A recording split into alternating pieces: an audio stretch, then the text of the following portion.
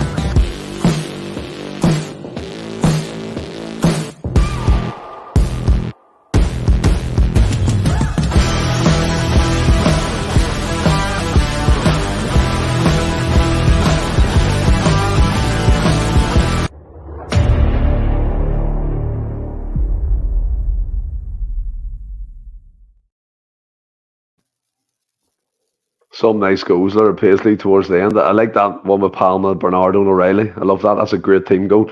But look, Ross, I mean, we weren't on Monday. We barely got a podcast together on Monday, and then the double pivot obviously was cancelled due to people being unavailable, still a bit fragile from the week's events or the weekend events. But, I mean, after the Glasgow Derby game, I think the lads covered it well in terms of the team and the tactics and stuff like that, the goals. But there's been a lot of fallout. There's been a lot of things that's came to light since that game. And one of the things that sprung to me, we didn't notice at the time, was Matt O'Reilly when he was celebrating his Panenka, or the lack of Panenka that people are saying, but it was a great penalty kick. And he was celebrating, and a Buckfast battle got chucked towards him. I mean, these sorts of events need to be stamped out. There we go, early in with the postman chat. And it seems to be every time that we visit Ibrox that something happens, whether it's the physio getting his head split open, coins getting chucked at John Kennedy, players getting attacked on the pitch, and it seems to be that there's no consequence because, I mean, let's be real here. If that happened at Celtic Park, I firmly believe you would hear a statement from the SFA writing quick, the SPL Association or whatever who deals with these events, but there's been nothing, and there's photographic evidence that these things did happen, and it's a shambles. I mean, they're talking about safety issues, and we've agreed up to this 5% for the allocation, the return. But if things like this keep happening at Ibrox, then is it actually safe for anyone to go to? I mean, it's absolutely horrendous what happened. I mean, obviously it doesn't hit Matt O'Reilly, but it's getting to the point now where has it got to hit him before something's done about it? Has it got to cause serious damage? Because I mean, that guy's, whoever done it, guy, woman, whatever it was, they're throwing that on to the pitch towards Matt O'Reilly with the intention of hitting him with a glass bottle. First of all, they shouldn't have the glass bottle in the ground. Listen, I know it's a difficult job for stewards and they can't search everybody and they can't find everything. But, I mean, you go in there and sneak your bottle of Buckfast in if it indeed was a bottle of Buckfast, fair enough. If you're wanting to get a wee drink and no want to get a hangover during the game if you've been hitting it hard beforehand and all the rest of it. But that I've not got a problem with. But actually, it's premeditated because you've had to think about it and throw a glass ball onto the field of play. It absolutely beggars belief. And to me, that, listen, I don't buy papers anymore, but I can't speak for that, or I can't speak to that, but I don't think that the media coverage yet has been anywhere near enough. Listen, we can say if it was Celtic or whatever, I don't know, but the media coverage yet has not been enough. And I know you don't want to give these idiots like sort of column room or whatever, but this needs to be highlighted. It's happening far too often. And if that connects with Matt O'Reilly, who's to say it doesn't? Like, this sounds really far-flung, but a blow to the head, it could be fatal. Listen, it could be. It's glass. Or, at the very worst, he could be scarred for life. And he's only going out and doing his job. Nobody should go to their place of work, no matter what it is, and no matter how passionate the people are in the stands. Nobody should go to their place of work and be in danger. And Matt O'Reilly was in danger. He didn't react to it, so I don't know if he sees it landing or hears it landing or if he's even aware of it at all. But it was just absolutely horrendous. Listen, you can throw coins. I don't know what was chucked at John Kennedy. I'm not sure. But again, that happens. It's just not on. Listen, it's happened at Parkhead in the past. But you see all this online, this what about it? Like going back to like the 90s and all that, or the early 90s, whenever that Hugh Dallas incident happened. Like, it's not about, well, you've done that or he done. That just shouldn't be happening. End off. And listen, more action should be taken. And it's getting to the stage now where I think, listen, not a points deduction, but some sort of fine to Rangers themselves. And that's not just because it's Rangers. I would be saying that if it was any other club. You seen it in the Edinburgh derby, albeit I think that was a pie, but you just it's not quite the same as a Buckfast bottle. But listen, you just shouldn't be throwing anything on the pitch, whether it be a lighter, a pie, a cup of juice.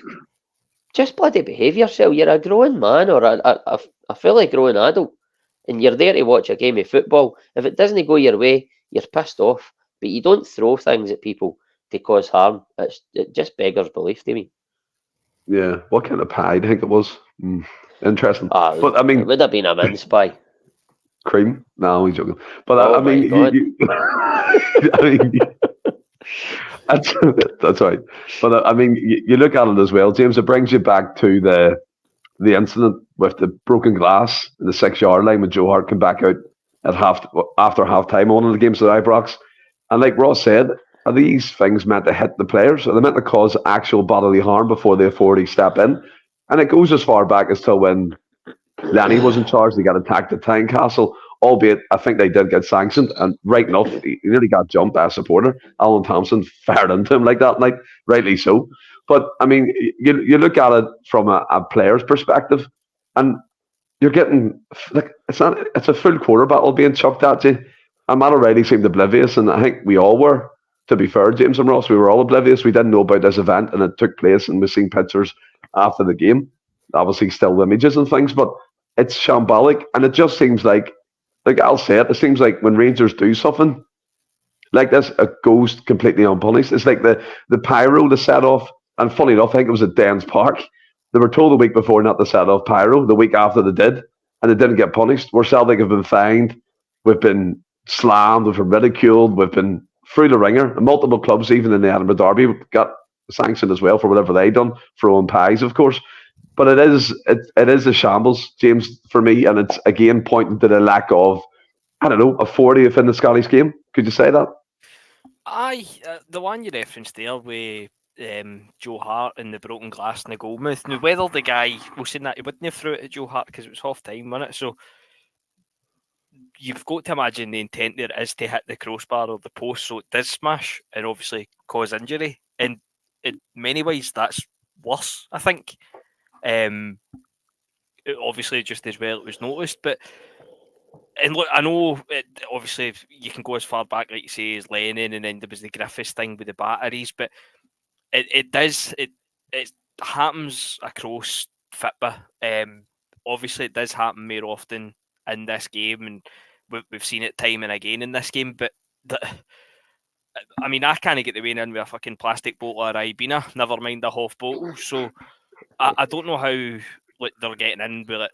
Bottles and batteries and things, but you would like to think that there'll be an element of self-policing within that. Certainly, if I was sitting beside somebody, and regardless if they just scored or whatever, you'd have a go at them, because at the end of the day, what are you going to achieve? You get your wee 5 minutes of fame if you hit the guy or whatever because your name's in the paper. That's all that's going to happen. So you'd like to think there will be an element of self-policing. But I can't really add anything on to what you've already said. It is a shambles, and it does look like it's going to take somebody getting hurt before there is anything done about it. And look, even as well, I mean... But James, you say hurt. I mean, it just came into my mind there. The physio had his head split open. It's a fair point, aye. Well, he was hurt. Maybe more so on telly then, on Sky, for it to be kind of highlighted further as such. Like a player, for instance, obviously you can a physio isn't going to be on camera, but you can't really hide a football player on a football park. But I think that it is really going to what it's going to take before anything seems to be done about it. 2 seconds just to shut this window because it's just started raining inside. Lovely. We're going to be like the Dens Park pits in a minute. James is going to be swimming. But you said there, earlier about and James rightly so, the self-policing and the stewards checking. I mean, let's be fair. The Livingston stewards said that Celtic snuck in a 1 million foot banner that they never seen. So stuff does get by them. But you mentioned points deduction. Let's be real. I reckon if this happened in Spain and wherever in Germany, you would see strict action like that happening. So and I know you're trying to say it's not because it's Rangers, and rightly so, it shouldn't be because of the team, but there needs to be a heavy punishment. Yeah, a fine does the job, but if it happens again and it's right lads, this is going to affect their own football club. So there has to be, for me, a balancing act where there's a ladder of discipline that starts with a fine, could end in points deductions, could end in stadium closures. Could you see maybe an avenue for that happening? Because I mean, we've all agreed here, it's a Buckfast battle, side of the Temple. That's a dangerous, dangerous game you're playing. Oh, it is. Absolutely. I did mention points deduction, but not for that to be a level of punishment. I don't think you can do that, because I think it goes into the realms of, if somebody's getting a points deduction, you get guys going into the away end, if you like. Just for talking sake, a Rangers supporter going into the Celtic end, pretending to be a Celtic supporter and chucking a bottle onto the pitch for Celtic to get a points deduction, and vice versa, and that's across the board. I think it goes into that realm, and I think it goes into that realm, and that starts going into the interfering with the league race, etc. So I don't think you can go down that route, but certainly. I don't think that. Listen, it's a long way away from it. But I don't think you can discard or discount the the possibility behind closed doors games or the I was going to say the away support not being there, but it isn't anyway. But I think down the route, possibly behind closed doors could happen, but I think it would have to. I think it would honestly get to the stage where Matt Riley, just for an example, is standing celebrating that goal, and obviously the camera pans to him when he's celebrating that goal. If you want to even call it a celebration, he smiled towards the crowd because none of his fans are there. I wonder what we would have done. I think it's well, but it's going to. I'd still be celebrating the now. I know. I'd have been in aside them, getting glassed. But no, seriously though, before it gets to like a stadium closure, I think you're going to have. It's going to have to be where Matt Riley, as I say, is standing celebrating that goal, and his teammates are around about him, and one of them gets hit, whether it be on the head, the shoulder, the back, but the object in question makes contact with a player, and then it's a different story altogether. But it shouldn't be, because the intent's there and the possibility of hitting that player is there. So they should come down on. And listen, I don't want to say they should come down on Rangers hard. Listen, it's not Rangers' fault per se. They can only put guys, stewards on to do their job and pay them. After that, if the steward himself doesn't stop that guy from coming in with that Buckfast bottle, that is not fully on the club. But at the end of the day, the punishment will be to the club. So I really think that they should come down hard on Rangers, whether it's their fault or not, to make an example of it, because it's going to, as I say, get to the stage where somebody's going to get seriously hurt, and we just do not want that for the player, the game, Scottish football, everything. It's just wrong. It's totally wrong. It is wrong. One thing I do know for certain, if it was Fabio Silva and he felt the wind of the battle go by him by 2 foot, he'd be diving and holding his face, and the usual antics you get. Big Franny's in, the guy who saved the day and picked us up from Cormorant. What a 5-hour round trip, unbelievable. And he had a version of Grace that played throughout the whole journey. There's like 5 or 6 Grace songs of different versions. It was fantastic. And he's saying the Masters on the telly and the podcast on the laptop of Carlsberg done Friday nights. Exactly. Kevin Gallagher comes in, goes a volunteer right around the stadium. Yeah. And I think it was Michael Ross was saying in Europe, in European football, they would do a partial stadium closure, and if it happened again, then a full stadium closure. And there needs to be a solution to it, because it seems to be happening one too many times, and it is primarily with one club at the moment playing us, and that's Rangers. So, but we'll move on. James, and one thing I wanted to chat about now, at the time of, I'm not going to lie, because Ross seen me, at the time of the result and full time, I was dejected, I was raging, I was angry. There were 3 away, 2 goals. We got ahead again and then chucked it. Obviously, there was a dive in there and things like that, which you can't control.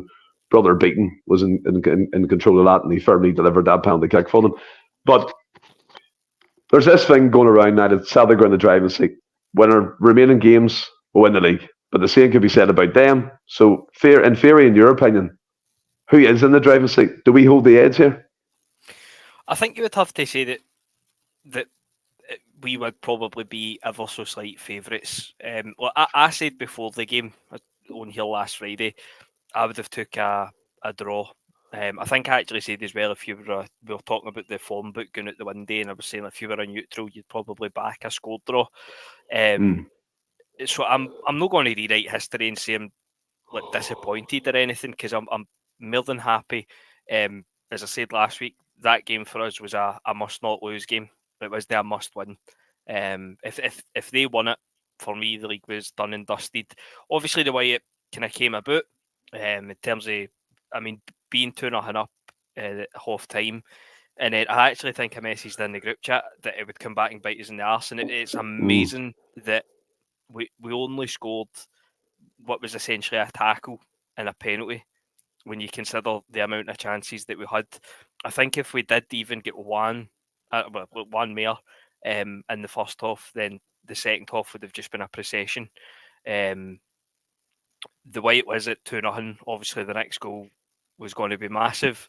Obviously, so it proved. But the way it happened was a bit of a kick in the gut. But at the end of the day, we done what we had today, and that was no lose the game. So I would say that makes us slight favourites purely because we're still to play them again, and it's at Parkhead. And as I said in the group chat as well the other day, that game isn't the one that I think will define our season. I'm relatively confident if we've got I say a fully fit team, and then the news just came out with Maida the day, but a relatively fit team in terms of Carter, Vickers, Hitati, McGregor. Maida is massive against them, so that will be a big miss if he isn't fit. But if we've got the majority of our team there, I think we'll take care of them at Parkhead. But it's every other game, including the Mora, which is going to be sticky. And I was the one kind of early on in this calendar year talking about we need to get performances to go on a run. We're now at the stage where if we win every game 1-0, we are fucking deflected OG off somebody's arse and we've played terrible, sign me up for that. I'll take 6 of them till the end of the season. But to answer your question, I'd say we're in the driving, not in the driving seat, but I'd make us ever so slight favourites just because they're coming to Parkhead next. Yeah, I mean, speaking of sticky, my oldest daughter was in. There's a shop over here called The Works. Do you have it over in Scotland? It's like an arts and crafts shop, right? And we were looking at things, and out of everything in that place, she picked a thing called a sticky fish. Just incredible, and it sticks to things. It's mental, like this thing that looks like a fish, and it's sticky. But I share some of the same thing. That's the most random story I've ever heard in my life, man. It was just, I mean, the array of paintwork and wee prank toys and board games, and she comes back to me and goes, "I want that sticky fish." I'm like, right, okay. Do you know what can I say about that? But to be fair, James, I do share your concerns, and I think I said it to everyone who was there, who was listening to me anyway, because we were all absolutely plastered. That it's the other teams out with them, Ross, that the Kilmarnocks, St Mirrens, I mean, Hearts and Aberdeen of the like, they can prove difficult. And it is that, we've said it for weeks now, it's a running joke, and it's like, it starts this week, it starts next week, it starts in midweek, but the fight really does start tomorrow with 6 games, and we cannot drop any points. Fine margins will decide this league title. And, well, yes, it was raging. I was angry dropping the points, and I think he even said, we fucked it. But I've given myself maybe 3 or 4 days to calm down. 70% of me believes we're still in it. The 30% is going in the back. We fucked it. We should have won that game. But what are we in the drive to see? We were all dejected at full time, Ross. I mean, we were high celebrating Nita's goal, going nuts, and he turned around and the ball's getting put in the back of the net again. It was deflating. But how are you feeling about it now? Pretty similar to James, to be honest with you, which will surprise a lot of people. Listen, on paper, I would say you have to say that we are slight favourites because we have the home game. I would say it's maybe 51-49 in our favour. But that game, on paper, we are favourites, but it's still a flip of a coin. It really is. There's not a great deal between the two teams. Even folk will probably, I don't know if people will agree with this, but I would say that although we won the league by a fair margin last year, I think in the games against Rangers, for the most part, there wasn't a lot between the teams. There wasn't like big margins of wins. And certainly Angie's first season, it was most of the time it was close. The Rangers even beat us in the semi-final. So although we've had the upper hand on them for the last 2.5 years, the games have been very close, but our quality has shone through in the end in the big moments. And that's what I hold on to again, that our quality will shine through but it did in the first half on Sunday. But then, like we did at Parkhead, we allowed them to get the next goal after going 2-0 up. At home, we managed to see it through. It was always going to be more difficult. And listen, I say there we allowed them to get the next goal after going 2-0 up, but we didn't allow them because John Beaton allowed them. For me, the guys covered on Monday. It wasn't a penalty for me. I don't care what Andy Halliday or Graham Souness or anybody says on any sports channel. Alan McCoy. I don't care what any of them say. It wasn't a penalty. And listen, we could cover it again. There's no point. Did anyone say it was? Monday night. On our podcast. No, like anywhere else. I haven't seen anyone say anything different. Well, that ref watch, every single one of them on Sky Sports said it was a penalty, and I'm just at a loss, an absolute loss as to how it can be a penalty. But on that show, they didn't show the. I don't think they did anyway. They didn't show the Alistair Johnston touch on the ball before it. I think that makes all the difference. But to go back to your original question, which was, because I've went off on a bit of a tangent there. Basically, about the driving seat, are we favourites? Aye. Well, as I said, I would have us slightly favourites on paper, but the game is a flip of a coin. But I agree with James. The other games are going to be huge as well. The one that sticks out is I think we've got to go to Rugby Park. I think we've got Hearts at home. We've got Rangers at home. We've obviously got St Mirren at home. And then we don't know if Dundee or whoever's going to be in the top six. So that Kilmarnock game for me, albeit we've still got Rangers to play, I mean, you have to say, on the evidence of how we've fared against Kilmarnock this season, that is probably our toughest game. Hardest game. It's our hardest game in the sort of the way the seasons went. But on paper, of course, it's Rangers. It's the hardest game. But Rangers have got these teams to play as well. And the nerves will kick in the closer it gets to the end. Yeah, I honestly, I really don't think that Celtic and Rangers will both go between now and the end of the season without dropping any points, because it will get so nervy and people will get tetchy and all the rest of it. And I think there will be points dropped. But I just hope that we can beat Rangers at Parkhead, and then that gives us that sort of leeway, if you like, to drop maybe have a draw where Rangers can't really afford. I don't know, but it's going to to and fro. But I mean, all going well, we win all 6 games, and it's just better for the heart. I know, like James was saying, you take all them 1-0s and shite performances. I couldn't cope. I can't be away. I'd be in any every night. So when Granda comes in there and said Boyd said it was a Stonewall pen, I think that says it all, Granda. He did. Chris Boyd's going to back that up. Did it help? Do you know what I mean? It was never a penalty kick. But James, Stephen Murdoch came in with a great point. People are banking on us beating them at Parkhead.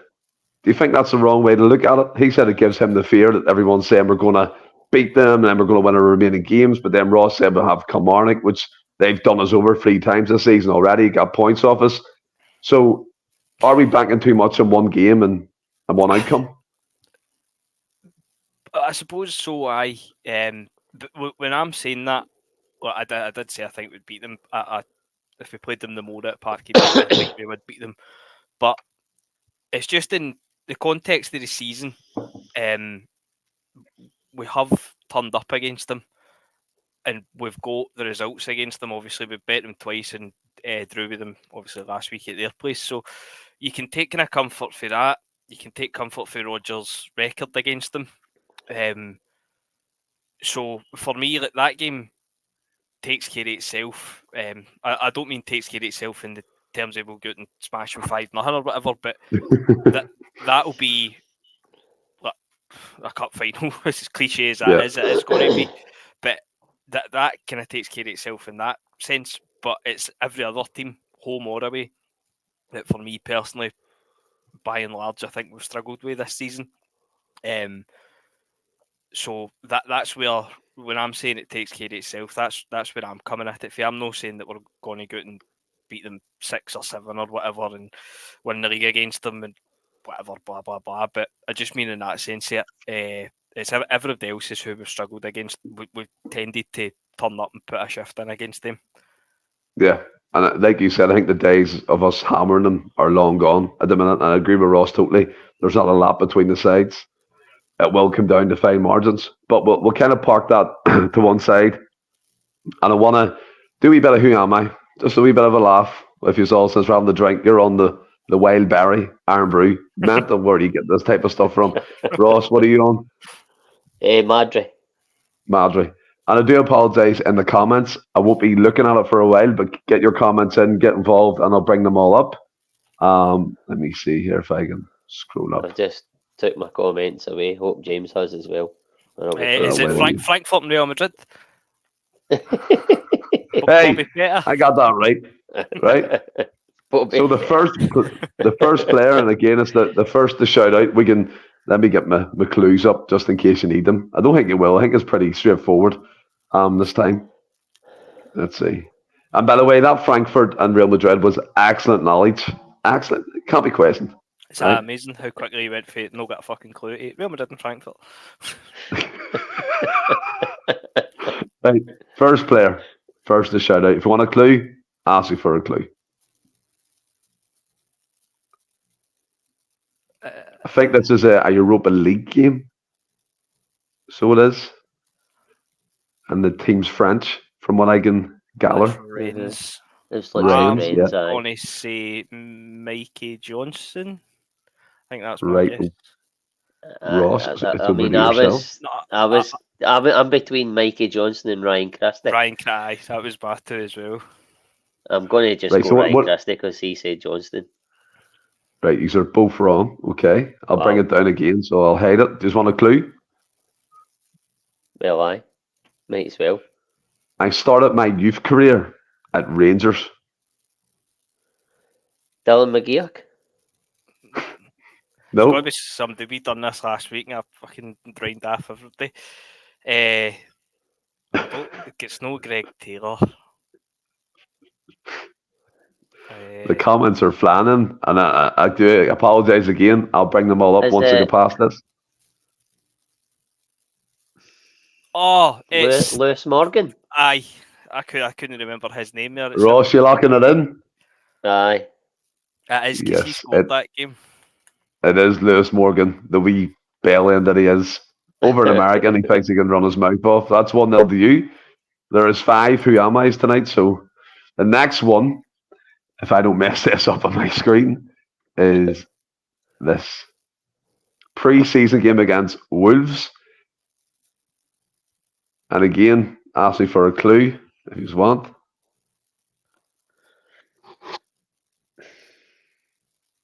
Carl McGregor played that game, as you can see. Nawrocki. Mm-hmm. Nope. Ross. I don't think it is, but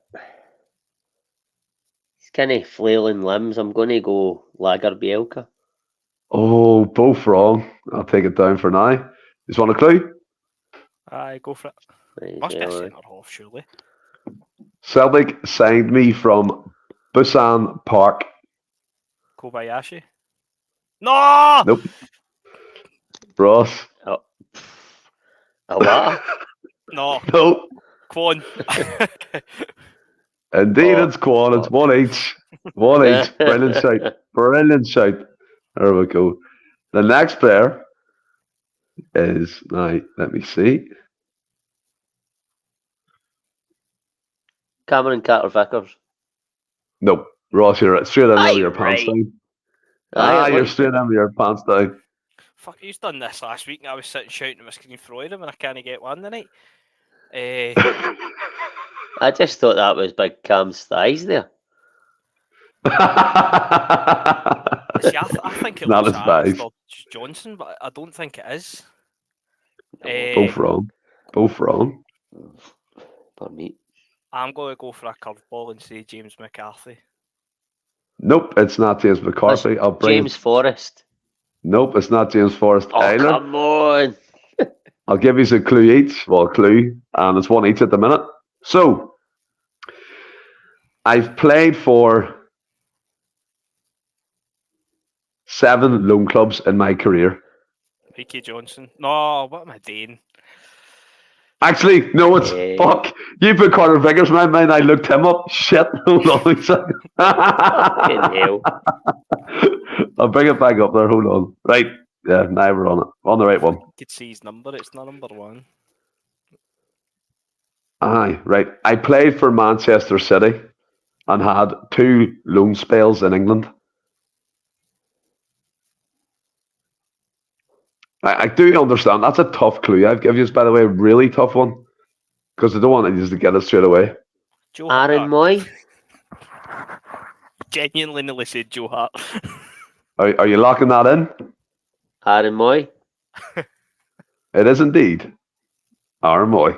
What gave it away? Surely you didn't get it from that. No, I didn't get it for the thing, but I just looked again and I thought that's actually who it looks like. I just went off the top. Perfect. Great shout. Like I did with Frankfurt and Real Madrid, but James will never let it go. Never let it go. I was thinking too much about your clue and not looking at the picture there and said Joe Hart. In an outfield top? That's mental. Like the next one. Let's go play up Ross's street. So it's 2-1 to Ross. He can really bring it home here.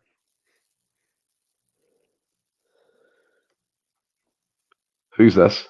Machiavelli. Oh! Are you locking it in? Yes.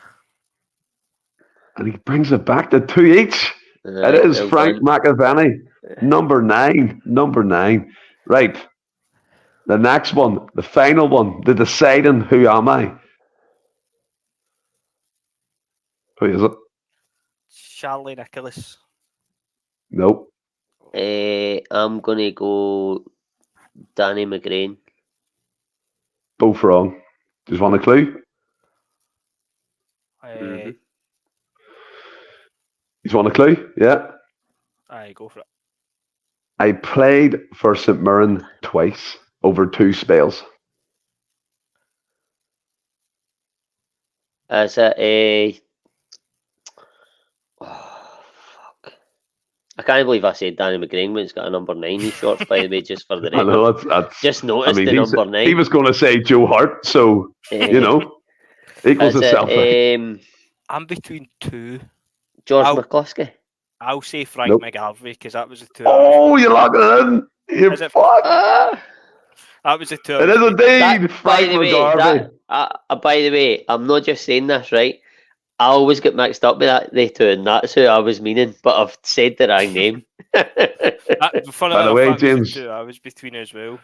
You brung that home. Look, Michael Ross straight in, Pork Chop straight in. Brian McClure wasn't him.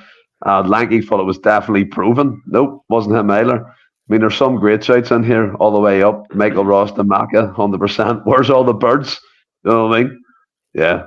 Brilliant. Brilliant. James brought it home there. 3-2. So he did. Well done, did you like that bit?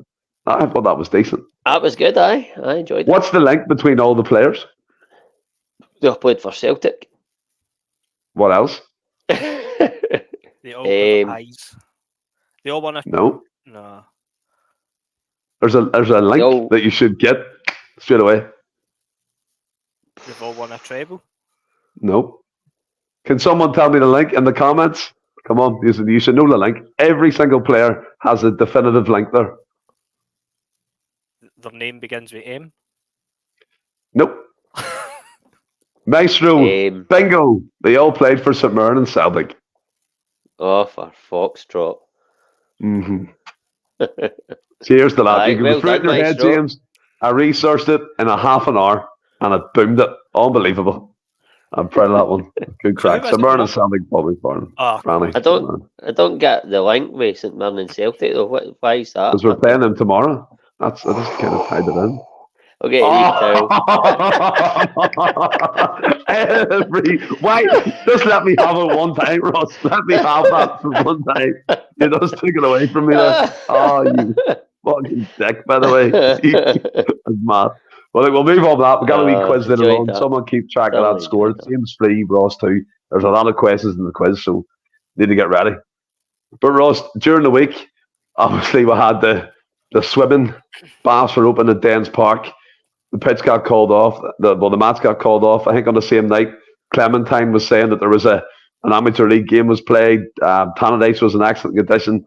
Dundee blamed it on climate change. And then in the round of the SPFL, we've got the Livingston ground 3G, Kilmarnock ground 3G, Hamilton in the lower leagues. I think it's time now just a grass pitch, under soil heating, and fuck me, good facilities, especially in the top league of the Premiership. Like, aye. Listen, they should all have grass pitches, absolutely. Under soil heating. Listen, if you can afford it, it should happen. I don't know what Dundee's finances are like, but out with the under soil heating, their surface is pretty abysmal. It's got big patches all over it. We had Motherwell a few years ago who had a really poor surface, and they've spent a bit of money on theirs, making it probably one of the best in the league now. There was like, what was it we used to call it, the San Siro? Yeah, Sam, remember that? That was horrendous. It was so bad, aye. But they never really got games called off. But there's a drainage issue with the Dundee pitch. Listen, excuse me, but we can all talk about climate change and all the rest of it. Dundee United's park is playable. And it's across the road. So it's a nonsense, really, but it shouldn't be happening in the modern day. You look at the pictures, and it looks like photos that were taken late 80s, early 90s of a pitch, and the condition it was in. It was really poor, and that's bad for Dundee. But the statements for Rangers have been fucking. What's this one about Mars? Was there one about Mars? Well, no, that wasn't a club statement. That was just Clement talking about we'll play the game anywhere. We just want. Well, he said we just want to turn up and get the 3 points, kind of thing. Like they've already won the game. Like you have to play Dundee. You have to beat them. Do you know what I mean? It's a game of football between two teams. But the statements for Rangers just beggars belief. They're the most. Listen, if some of our fans are entitled, like some people say, there is no more an entitled football club than Rangers. It beggars belief how strong they went in on Dundee. Like, I might be corrected here, but I think Rangers knocked back playing it last week because they didn't want to play it in the lead up to playing Celtic. The Wednesday. So why were they allowed to do that? Aye. Well, aye, exactly, because like you should, if the SPL say this is the first available date to play the game, that's when we're playing it. Rangers shouldn't be given a choice. That's when they're playing it. Apparently, the two teams need to agree to the new proposed date, be it a Tuesday, Wednesday, or a Thursday, or whatever. But the thing you're talking about, and I don't know if it was in the same interview where he was talking about playing the game in Mars and whatnot. He said that they offered to play the game on Thursday before they played Ross County on Sunday coming. And you're like, oh, that sounds really good. But you're like, well, Dundee's playing on Saturday, so if they just get forgotten about, do you know what I mean? But I had to laugh, see that guy, whoever it was, chief exec or whatever it was, for Dundee, as you're saying, on the news, talking about climate change and 85% more rainfall and all these storms, and he's stoning, telling us with a straight face, and you're like, mate, 100 yards behind you, there's a team in a division below you that's pitch looks like a bowling green. And it's just like, how can you stand there with a straight face and say that? But I seen after the back of that last week with the Motherwell game, with the pitch inspections, they put the video and you seen the referee throwing the ball up and it was just landing flat, and then they done the second pitch inspection, it was throwing the ball up and it was landing flat, but it was landing flat on sand, so that made the game playable for some reason.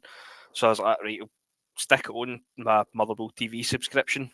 So I stuck it on, and honestly, it was like Motherwell were kicking into the Shire end. It was terrible, and there was like really bad wind as well. And I think Motherwell, I don't know if they put a statement out or it was maybe one of their kind of heat-on shows had said that when you're referencing, I think Motherwell were ground sharing with Gretna when it was the San Siro, and they apparently get funding in whatever summer, whatever year that was, and they just pumped it into the pitch to get the pitch fixed.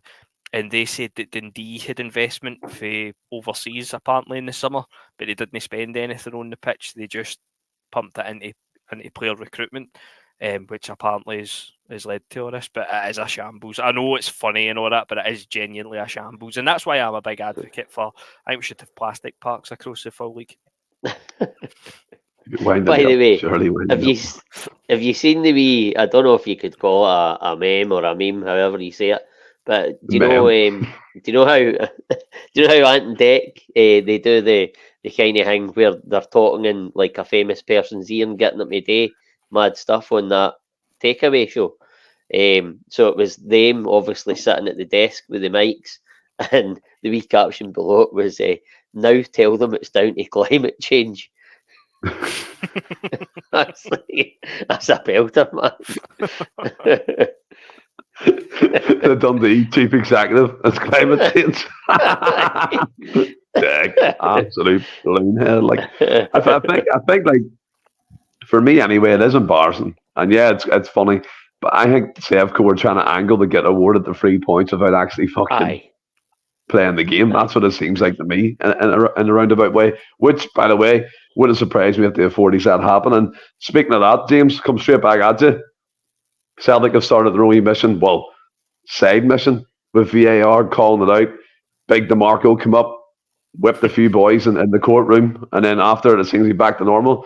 But Aberdeen have come out, a few other clubs as well, but Aberdeen more strongly came out, I think it was last night or maybe the day before, talking about VAR, that one of their games, I think it was against Livingston, funny enough, was nil each. 10 minutes of the game, they got a goal. They guessed it was offside. Guessed, because Hawkeye failed, the technology failed, and I think communication at one point failed as well. They've called it out. Surely this signals that we need change within Scottish football for VAR. 100%. We definitely need change, but with that specific incident you're talking about, I was kind of late to the party with that one. I didn't know anything about that until I seen people putting out the Aberdeen statement and obviously crucifying the SFA. But see to be honest, when I seen the picture, he looks a mile offside. And what if you're guessing? Then it looks fairly conclusive to me. But even for the it's the second phase. It's not that phase where it happens to go. Right. As I say, I've only ever seen the picture. I was kind of late to it. So the ball gets whipped in from a free kick. Their furthest player back was onside. He gets it at the left-hand side of the box towards the byline, gets it back in. Their striker, Miofsky, does an overhead kick. It was onside. Right. As I say, I've no seen like the clip or the video or anything. I just seen that picture and I was going after that, and it did look offside. But obviously, I'll go and have a look at it. But in terms of obviously the bigger picture with VAR, mate, I've said pretty much the day after it came in when we played at Tynecastle. For me, the thing that would make it instantly, even with the same technology on field in terms of decisions, the thing that makes it instantly 100 times better for me is just that if you can hear the communication, as I've said before, like the day in rugby, if you can hear that conversation, and like you're saying with the game, the penalty at Ibrox last week, look, nobody's going to.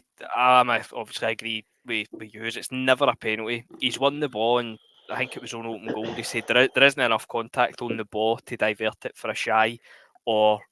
But that doesn't matter. Still deviated. Aye, but even at that, for me, there isn't enough contact for the guy to fall the way he falls. And if you look at him, he's on his way down. And then for me, it's always the arms in the back. That's the tell if it's a dive or not. It's an absolute swan dive when he goes down. If that's a penalty, then I think we'd be as well just shutting up shop and finishing fit by the now. And like I say, everybody keeps saying, I know I'm going off on a tangent, but everybody keeps saying that last week the referee got everything spot on. The referee didn't get everything spot on. The referee got every big decision in that game wrong, and then it was VAR that, in their opinion, had to correct him. So it kind of flies in the face, obviously, of what they're saying, but to get back to what you're saying, as I say, with the just improving VR in general, just having a headset and being able to hear what they're saying. As I say, I think somebody said you can hear it at the rugby. I've never been at a rugby game, so I don't know if you hear it in the stadium, but they said that you can. So you get headphones supplied if you want them to right, listen into the ref. Even that, or even, I know maybe complicates that a wee bit if you can't hear it in the stadium and it was only on the telly, but just something where there's look, you can disagree with a ref's decision, but see if they can back up their decision, then fair enough. And they don't give interviews after the game. The only time, I mean, I think I've heard Don Robertson's voice more than I've ever heard them talking about these pitch inspections that he's gave. And like, genuinely, you never ever hear from referees. So I thought it was Alan Hutton the first time I heard them. But I just think, honestly, I just think that's something that's so simple. If they've got nothing to hide, then why would it be a hard thing to implement? Just let us hear the reasoning. Let us hear why you're coming to that decision or why you're changing your decision. And you'd still have a problem with it if you disagree with it, obviously. But at that point, if I can see your point of view and why you think it's a penalty, why you think it's a red card, whatever, then right, fair enough. I can understand it. But when it's just radio silence and there's absolutely nothing, then it's just not going to work. I noticed within that game was, and we spoke about it at length for us in the commercial and things, the small fouls that John Beaton was given Rangers time and time again. The commercials? Commercial? No, the pub. Oh, right. Fucking, you mean in the adverts? the commercials, man. Syrup and maple syrup and pancakes and all this. No, wasn't they that were right? to pull you up because that would have been shocking. the commercial breaks. No, I joke. The commercial pub, and it was the fact that John Beat every time Celtic got ahead of steam in the game, it was always pulled back. Matt O'Reilly won the ball off Goldson. He falls, picks the ball up, gets his free kick. It's almost like they expected a free kick every time they got touched, and it seemed like they got it. I think the foul count was 29 to Celtic and 14 to them. That doesn't add up, in my opinion. And then we see today, Ross, funny enough, Hugh Dallas, who's in charge of the Turkish Referee Association, has to draft in foreign officials from Spain, Belgium, Norway to referee their games because they've uncovered a bias. Should something like that come into the SPL, especially for the Glasgow Derby games? If they uncover a bias, which they won't, everybody else has uncovered it, but they won't officially uncover a bias, so it won't happen. Someone wake up, Ross. I don't know what. I'm all right. I was just listening intently. I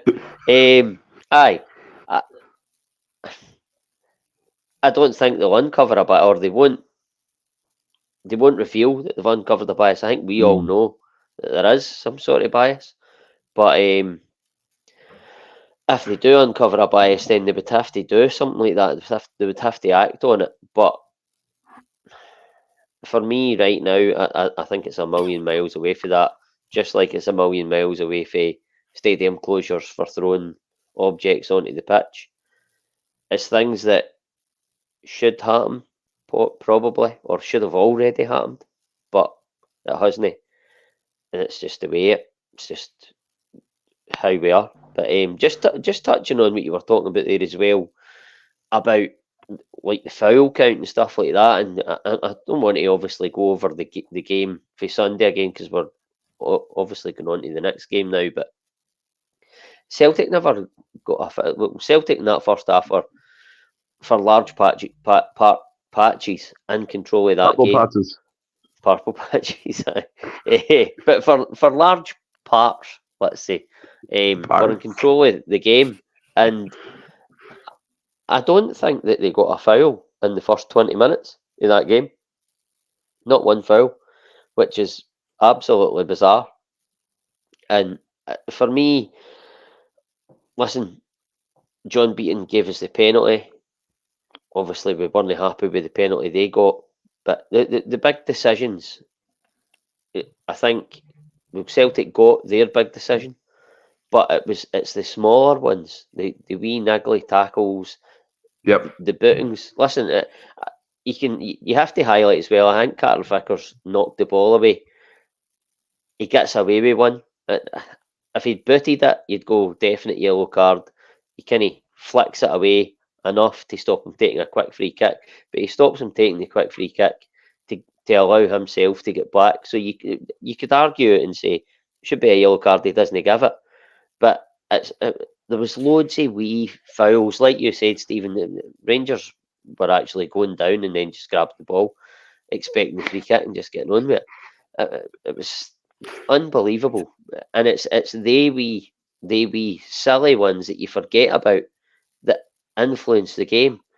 The free kick for their second goal, or their what could have been second goal.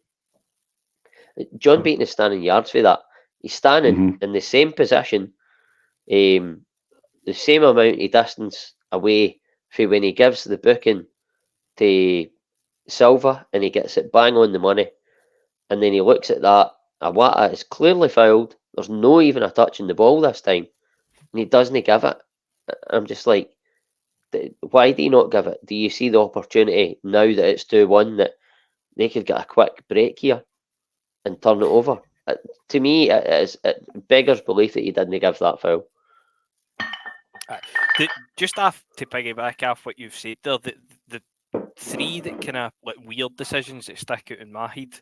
The first one was Kuhn's booking when he get booked for persistent fouling for his first foul, and he's pointing to left back and right back. You're like, mate, what are you doing? The second one was the Yang with the clash of heads, where Rangers are on the attack. He literally lets him finish the attack. We get the one possession back and pass out to coming up to the halfway line, and that's when the game gets stopped. And that's another one he's standing right in front of. And then the one that seems to, it was the offside goal that they scored, or the goal that was disallowed for the foul, the Dessers goal, when he grabs the corner flag and fucking runs into the crowd and all that. I thought that was meant to be a booking as well. And look, I know the pattern of assistance is a kind of in thing now. I've not watched that podcast yet. I must admit, I'll need to get a bash. But just in general, even before I've delved into any conspiracy theories or whatnot, the refereeing, Dave in. It's Friday. Dave in. The standard of refereeing just across the board, I think, in Scotland is terrible. The fact that it's a full-time league and it's part-time refs, and I read, I don't know how true it is, but apparently in other leagues, you need to declare what team you support. Of course you do.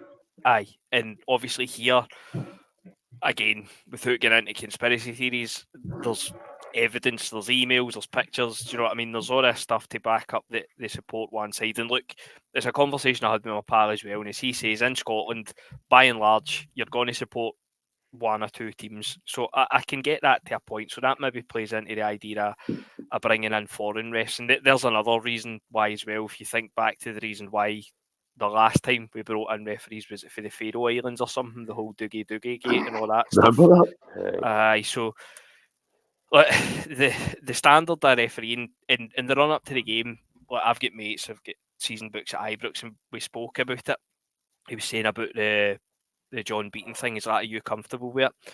And I was like, look, I says, I can't say to be honest. I mean, look, we all know what team he supports and unconscious bias, blah blah blah. Call it whatever you want, but it just shouldn't. We basically kind of resigned ourselves to the fact that they were going to get a penalty in the game, regardless if it's a stonewall penalty or it's not a penalty, whatever. You just resigned yourself to the fact that that was going to happen, and it shouldn't be that way. And he was saying, who would you go with then?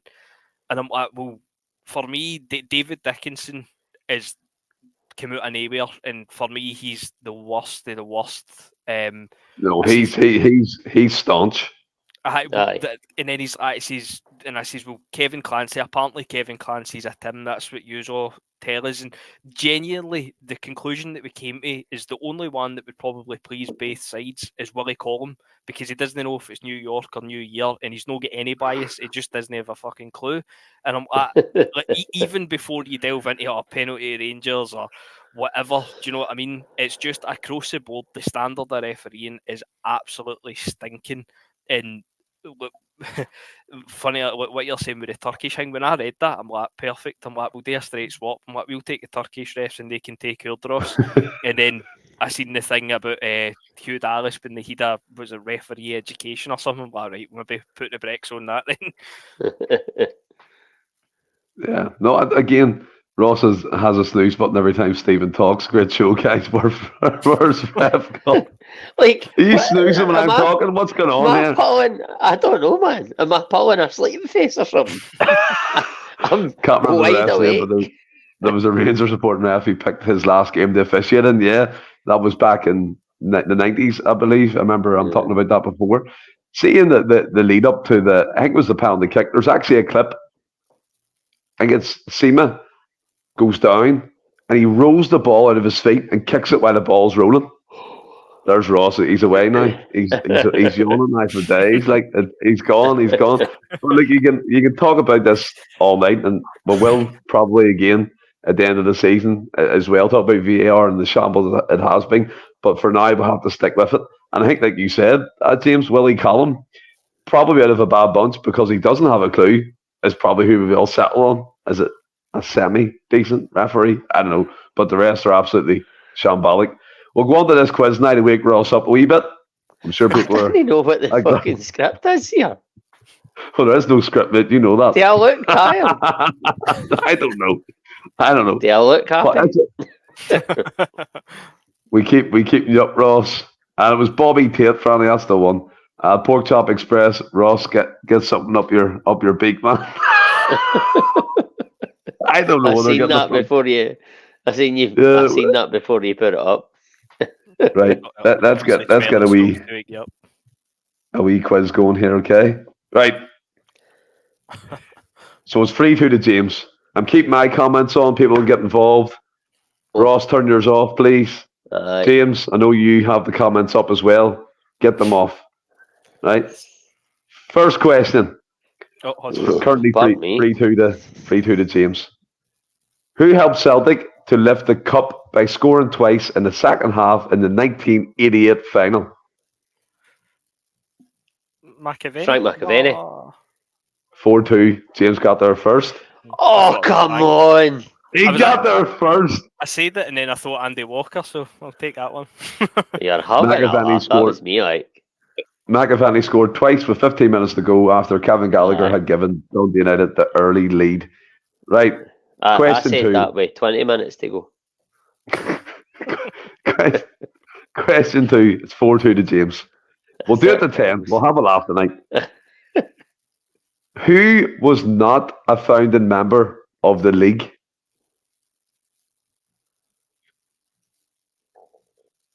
Who was not a founding member of the league? Yep. Mate, that's like a university challenge question. I don't know if the answer is a person or a team. I know. It's a team. A team.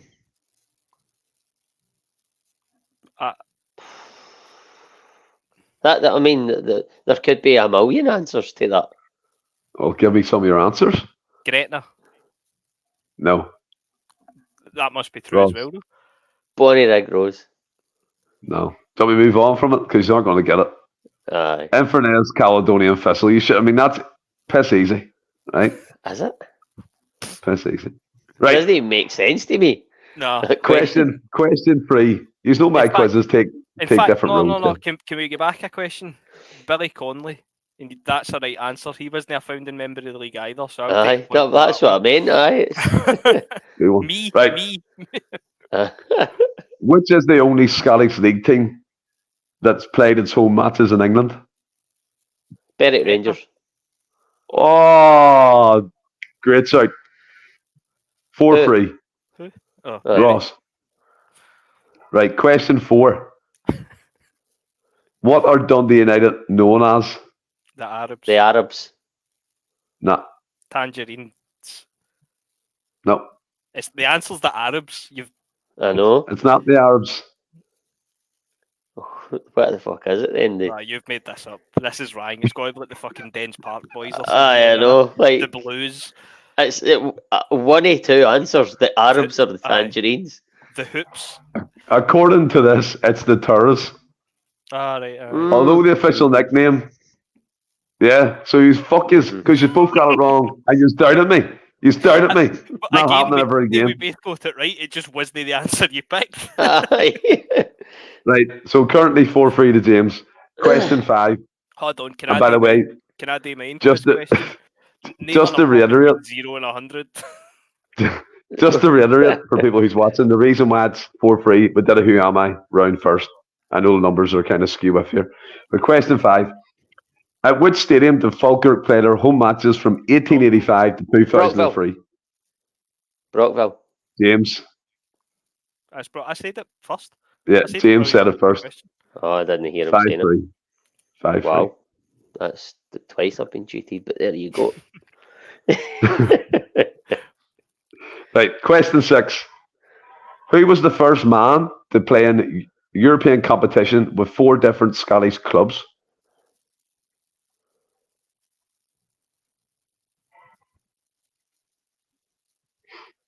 Oh, it's nice being on the other end, isn't it? The first man to play in European competition with 4 different Scottish clubs. Mm-hmm. Franny Cotty. Ross always cheated, never defeated. He'll get easy to play with tomorrow.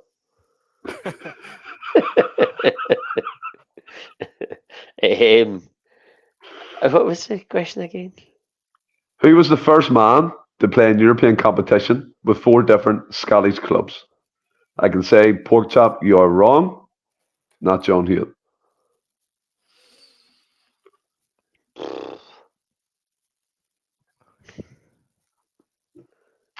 Davy Dodds, no plunge. No Michael Ross, not Steve Archibald. I'm going to say... Put your jukebox on. Pick a song.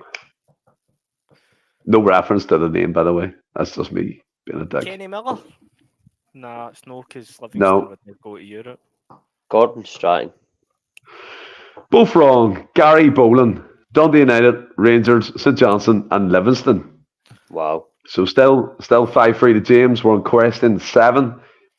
In 2003, where would you have been most likely to see the Paisley Panda? St Mirren. St Mirren. What did you say, James? Love Street. Yeah, 6-3 to James. Oh, for fuck's sake, man. St Mirren, Love Street, St Mirren. Question 8. Which team from the county of Angus plays their home matches at Station Park? Stenhousemuir. Nope. Ross. Just go again, James, because he's getting you everything. Is it fucking Stephen Beaton? Go for it, James. Away? Is it far away? Station Park. Forfar. Yes, 7-3. Plunge McNugget got it right. Bang on the money, Plunge. As soon as I say Stenhouse. The Panda is Ross. His eyes gives us away. Paul McFarlane. Question 8. Oh, fuck that shit. Hold on. Right. Question 8. Which Scottish club played their home matches at Forthbank Stadium in the late 90s to the early 2000s? Meadowbank Thistle. You're making shit up. Ross, no, that was a real team. They were Meadowbank was before Livingston. So was Lambert Third. What was Fourth the stadium Bank. Fourth Bank. Fourth Bank. I've heard of the stadium. Have you actually right enough? I have. Kerry Nidsan reporting for Fourth Bank Stadium. I can tell you, Paul McFarlane has the right answer. Paul McFarlane is correct in the comments. Well done, Paul. I'm going to say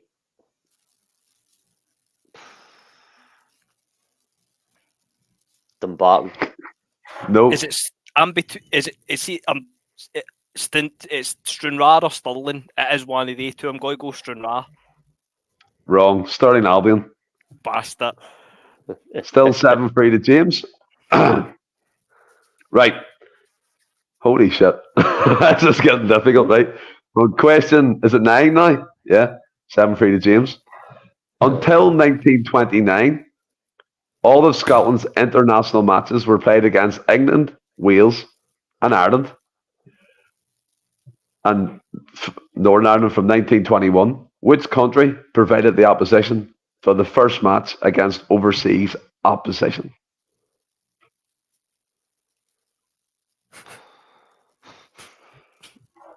Well, Ross, you're the Scotland man. You'd be as well asking me what the square root of fucking 12 was. It's a Scandinavian country, I'll give you that. Norway. Sweden. 7-4. Ross got it right. Norway. Right. I know my Scandinavian countries like. You know. Right. Question 10. Which two clubs compete in the oldest existing derby game in Scotland?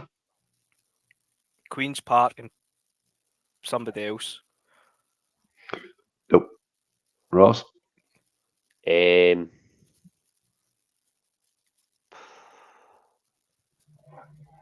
Could it be a Partick combo? Thistle. No. Oh, that's just Hibs and Hearts. Queen's Park's the oldest team in Scotland. Aye, but their other wee gimpy derby team might have been formed in 2002. This is the oldest existing derby. The team for Glasgow. Right, listen. Right, hold on. Question 10, I think. It's still 7-4 to James. Who was the first European Football of the Year to ply his trade in Scotland?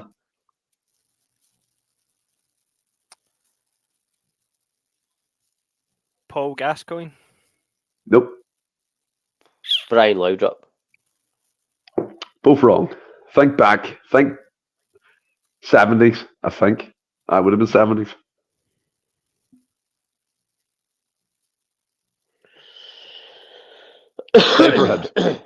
George Best. Oh, George Best. That's a trick question. 8-4. Scandalous. 8-4. 8-4. 8-4. Right. Question 11.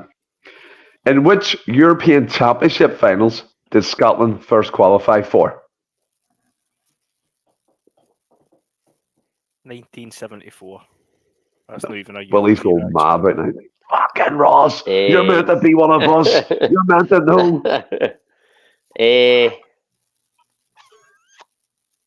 Don't think we competed at 88. Franny, you're wrong. Alistair Jack has the right answer in the comments. Pork chop, you're wrong. I'm going to say 78. Homeless World Cup. I'm going to say, because it's as far back as I can remember, they definitely didn't play in 88, so I'm going to say 92. Yep, Euro 92 is correct. A lot of people in the comments. Alistair, Michael, Paul McFarland, great shout, everybody. So that's 8-4. There could be a comeback on. Or 8-5, sorry, isn't it? 8-5, sorry. Right. Holy God. This is actually decent, right?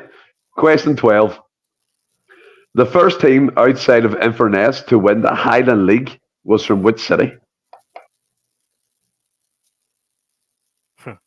Buckfast. Which city? Yeah. So it's not. It's just a city we're looking for, not a team. Fuck you, James. Glasgow City. No, mate. No. Oh, the Highland League. I don't think that's worse than my Joe Hart shoot. Oh my God, that was so bad. There's no Elgin, no. So we're looking for a city. So the first team outside of Inverness to win the Highland League was from which city? I don't even know. Nah, I don't know. I can't even think any. They've got a lot of oil up there. Aberdeen. Yes, 8-6. I think kind of spoon feeds you that, to be fair, but you know. Right. You've been spoon feeding fucking James all night, man. 8-6. Question 13. What team is known as the Gable Endies? Oh my It's a god. weird fucking nickname. Fucking Oatmeal Mike's. I've heard it. That's not the answer, unfortunately, Ross. You're wrong, Estefona. What? Celtic 88, you're wrong. Is it? No, it's no. The Gable Endies. Could be a comeback, Ross. I can feel it. I can feel it. How many questions have we done? Like 400? Apparently, we're just first doing to it get- until you win. First to get the I 10. know that I'm moaning though. First First to get to to get the 10. 10. What's the score? 8-6? 8-6. I'm just going to say fucking Albion Rovers. I know it's Wrong. not. I think they're the bees. I've heard No, that that's Alloa. Open all mix, James. Is it? Yeah. Aye. We're going to the Gable Endies. We're Chick Young sitting there with a pie. Who is it? Who's got the hedge? Is it Berwick or Brecon that's got the hedge? I'm not telling you. Oh. Stephen will tell you. I'm going to.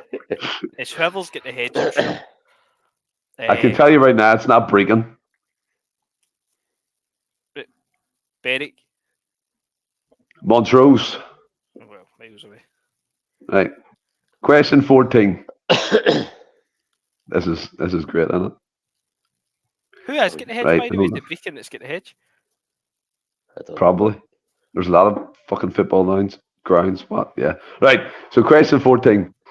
At which Edinburgh stadium could you take your seat in the Gorgie stand or the Roseburn stand? Tynecastle. Oh, 9-6. He's got one I more. stuttered.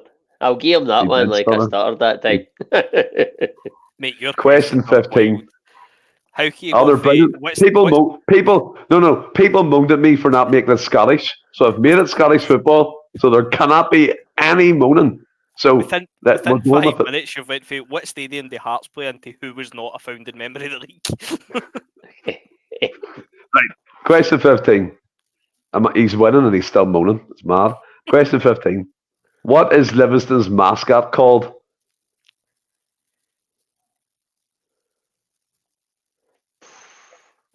Ross, I'm surprised at you. Oh, It's someday the Lion. Leo Lion? Leo Lion? What? Leo Lion? I'll give you. Livy the Lion. Ah, Livingston the Lion. Live the Lion. Someday the Lion. I'll give it to Ross. He came in first. What's the answer? 9-7. Livy What Lion. was it? All right, it's fine. He came in first with the wrong answer. That's fine. We'll give him the point. I mean, No. I committed to giving him the first. I committed to giving him the first. For the last question, it was Tynecastle. So he's still in it. No. Let's give him the point for that. I'll tell you what, Stephen. Let's make this 9 each, right? But it should be. 9-7. Paisley the Panda. He said Paisley Zoo for that, and also there you go. He's got 10. Well played. Well done, Ross. There you go. Fucking hell. I fucking said St 9-7. Mirren. It was the same thing. 9-7. Question 16. Where do East Fife play their home games? Fife. East of Fife. The fucking stadium name, you smart bastards. East of West Fife. James, if I said fourth bank, would I get slagged? No, it's not. It's Mad Hill. He's not going to get it. Right. Question 17. Who was the first player to win 2 Italian and 2 Scottish League winner medals?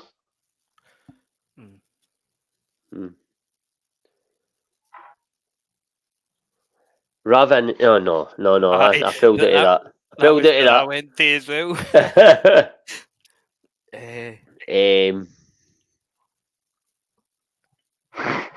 Thanks, Joseph. Thank you, man. Appreciate that. Massimo Donati. No, your head's in the clouds, James.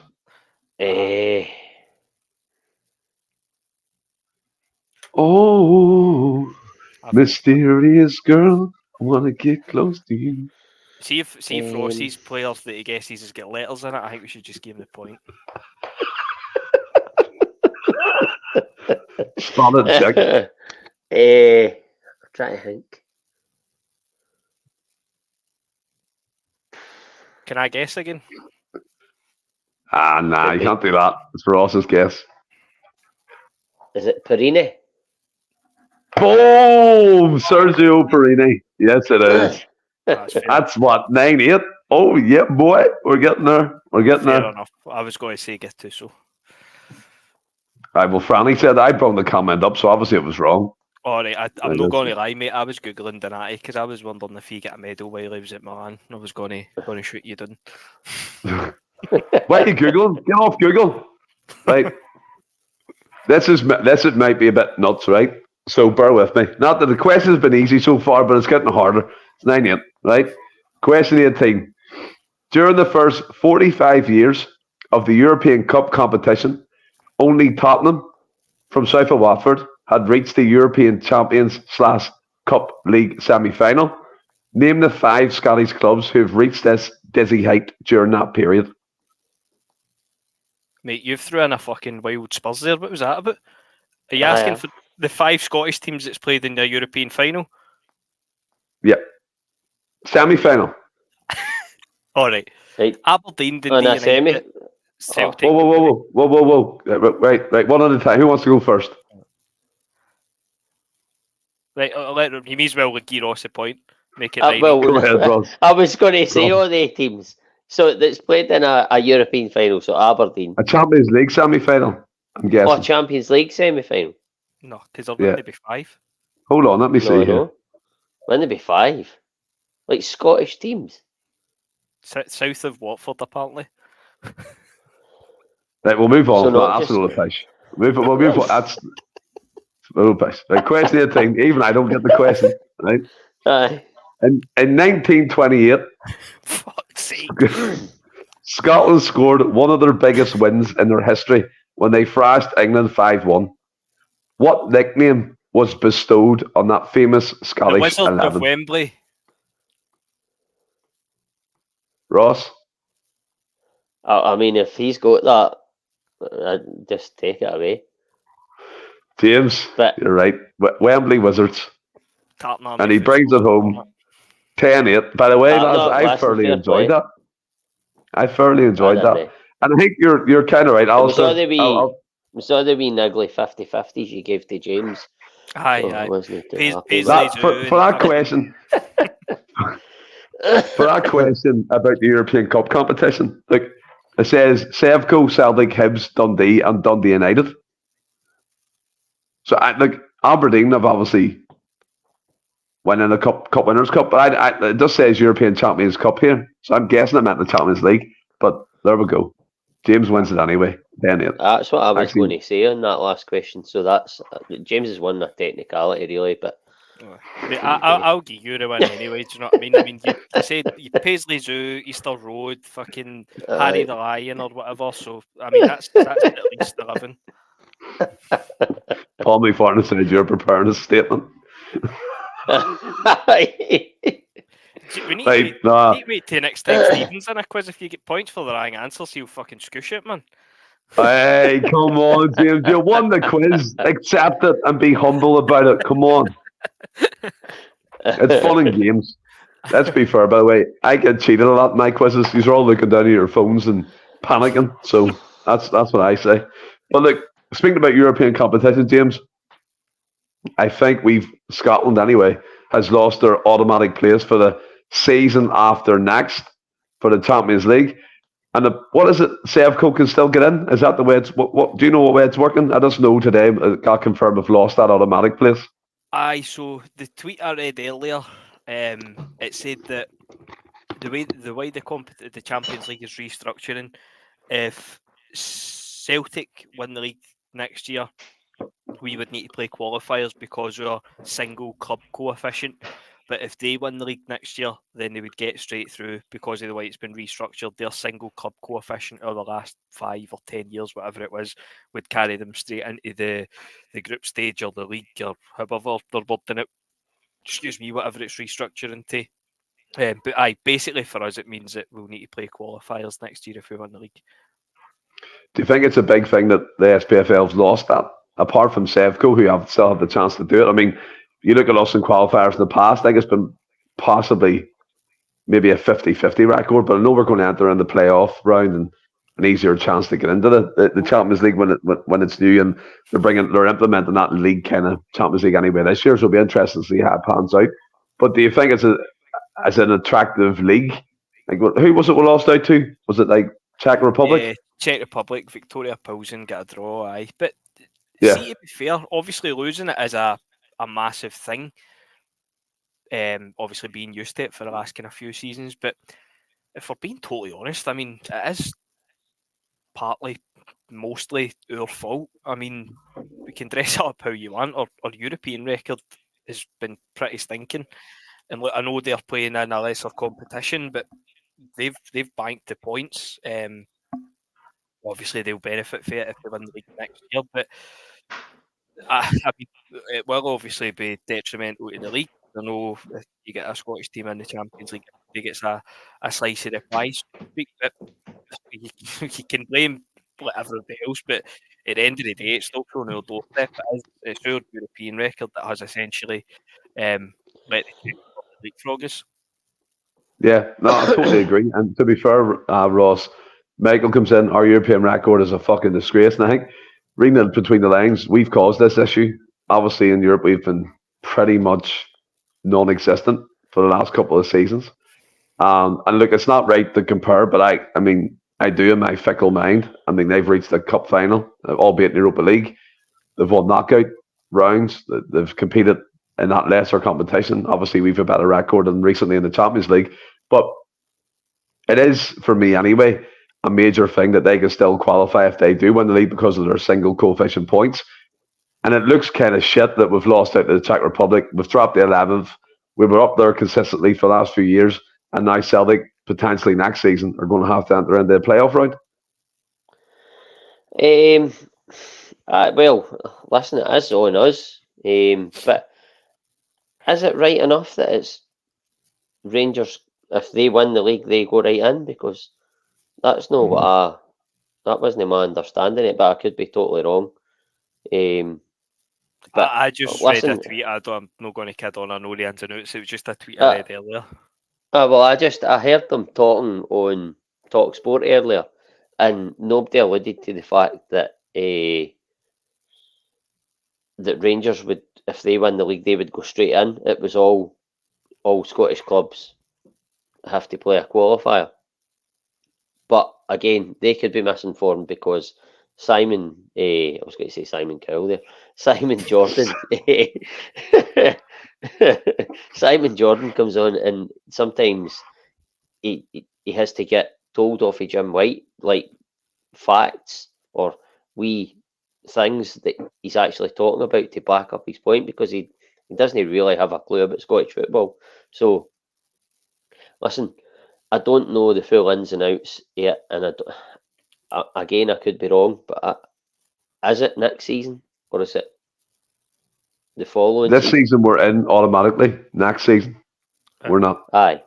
So this season coming up will be in automatically if we win the league. No, the season we're currently in. Aye, so if we win the league, we're automatically in next season. If we don't win the league next season, then we're no automatic. That's what I was asking. Aye, Ross has got talent. Right, you're right, kid. But aye, so I mean, we've got obviously another season where we go straight in, and it's the new format. But aye, listen, you could say it's on us. We could have got slightly better results, but for the most part, we've been in the Champions League. And if it is the case that Rangers have got a better coefficient and that allows them to go straight in, which I'm not sure is 100% right, but if it is the case, they've done it against, for the most part, a lesser opposition. So as well as they've done, and they have got to a European final, you can't slate that, they've built the points against essentially teams that are not as good as the teams that we are playing. I mean, I don't agree with that. I mean, when we've been in the Europa League as well and we've qualified it, like, we've had relatively favourable draws. Zenit, Copenhagen, Valencia maybe a wee bit different. And but that was the knockout stage. I know, but that's what I'm saying. But like, realistically, I mean, in the Champions League, when we've got through in the last 16, don't get me wrong, like any team's going to be hard, but AC Milan, I think, won it the year. The first year they qualified, and then you had Barcelona, we basically peaked Barcelona, and then obviously Juventus as well when they were flying. But when we've got through in the Europa League, which, if we're being honest, is made, but we're never going to compete. Like, obviously in the later stages, that goes without saying. But when you look at the teams we've come up against, I mean, I know we're going back quite a while, but like Zenit, Copenhagen, Valencia. Who am I missing? Who's the other one? It's been kind of fairly recent as well. I can't mind, but that's teams. But we've got out of decent groups as well, though. We've got out of a group that contained Lazio. We've beaten teams like Real Betis in that, but we've just not done it. Not had an opportunity to win as consistently in that competition. Aye, Bodo, aye. Yeah, I mean, I thought you were going to continue there, James, because I stopped there. But I think, like, for me, like, I agree with what James is saying, and Patrick as well. Clues, they beat us. I think it was in the knockout stage of the Champions League. I get what you're saying, Ross, but lesser opposition. I mean, Dortmund on that run to the final were a good team back then. A few other scalps within that, Leipzig, the hammered Leipzig, and they were a decent team.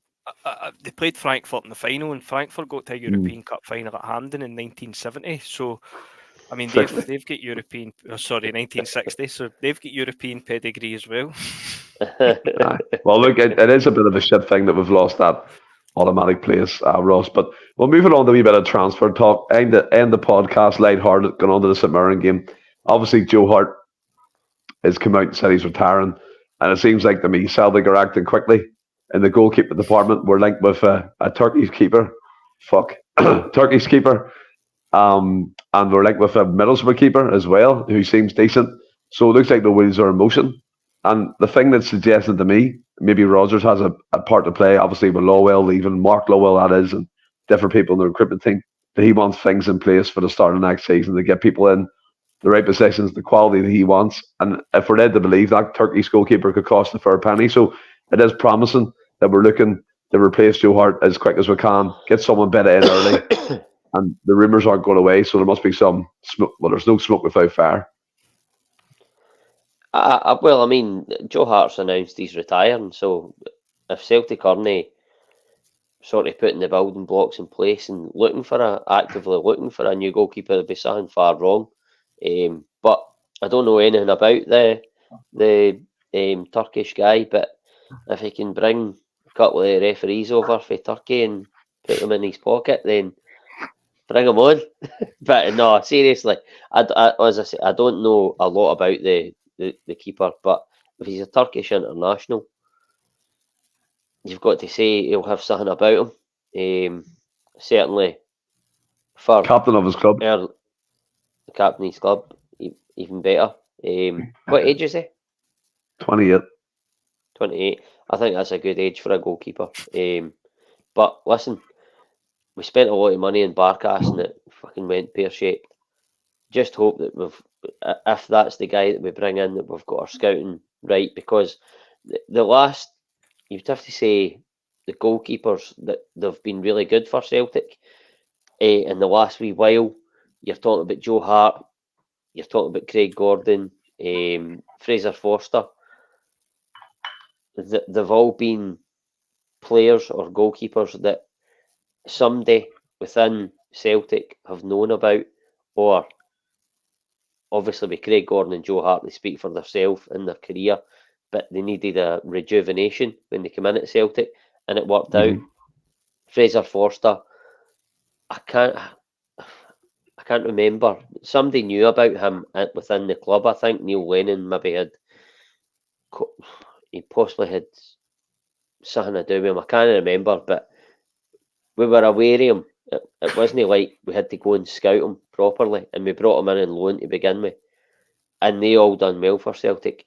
It's when we go out, and I'm not saying buy a goalkeeper blind, but you have to actively scout him, that it's maybe not worked out. Probably the last time you could say it did work out. Somebody could correct me if I'm wrong, but would be Arthur Boric. That's Yeah, the it's a last name I permanent can transfer remember. straight off the bat. Aye.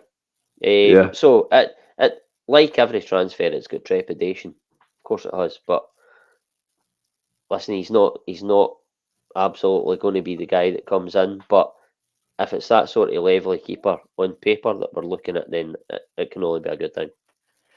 Yeah, I totally agree with that thing, that aspect of things in terms of a level goalkeeper, James. And it looks like we are looking not the highest level, but where we can afford the Turkish league. He's the captain of that club. I mean, this is quite funny. I've seen today that Sevilla won Barkas.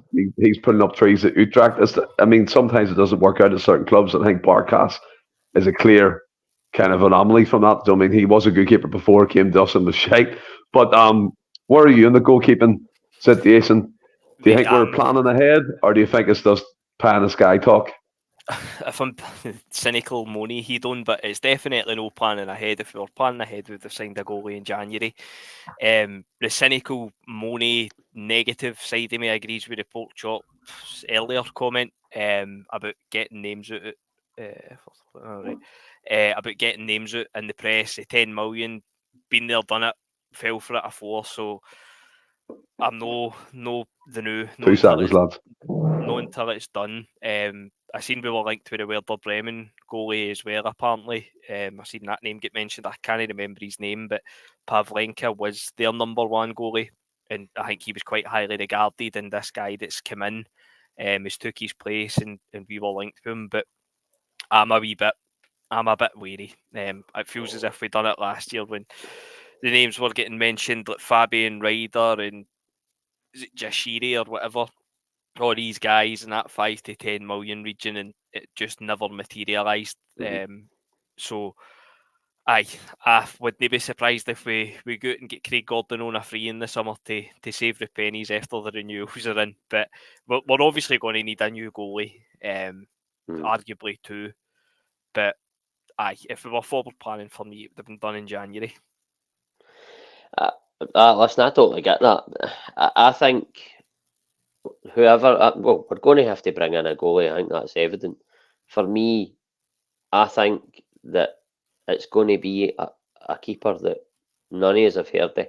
Whether it be the Turkish guy or something else, I don't think we're going to get a Joe Hart or a Craig Gordon where it's somebody that needs a rejuvenation. Maybe it will be. I think it's highly unlikely, though. I can't think of any names off the bat. Can you, James? The only one I've actually seen, I don't know if it's much a link, has made a suggestion, but was Brian Gunn, Angus Gunn. Aye. To be fair, I don't know what he would cost. I couldn't tell you what age he is. Obviously, he's looked all right for Scotland, but as I say, I don't know if there was much in it. But I agree with you. I think it will be somebody that we've never heard of before. Probably somebody for abroad as well. Which is what, the goalkeeper? Thought. Aye. Yeah. Why would it be a scary thought? Because the last time we signed a keeper that nobody had heard of, it was COVID, a disaster. But I was just going to say that. Obviously, I seen the comment there where Barkas is apparently Sevilla want him. Listen, maybe it was just the time that Barkas came in and it didn't work out because it was a terrible year all round for our football club. But it's still a scary thought, bringing in a goalkeeper who you haven't heard of. Because if you bring in guys as outfield players who you haven't heard of, I don't want to say the other players in the team can carry him, but to an extent, they can for a bit. But if you're bringing a goalkeeper in, he has to be on point. It has to work out. Otherwise, get a Barkas situation and you're in big trouble. He has to hit the ground running. He has to be the right man for the job.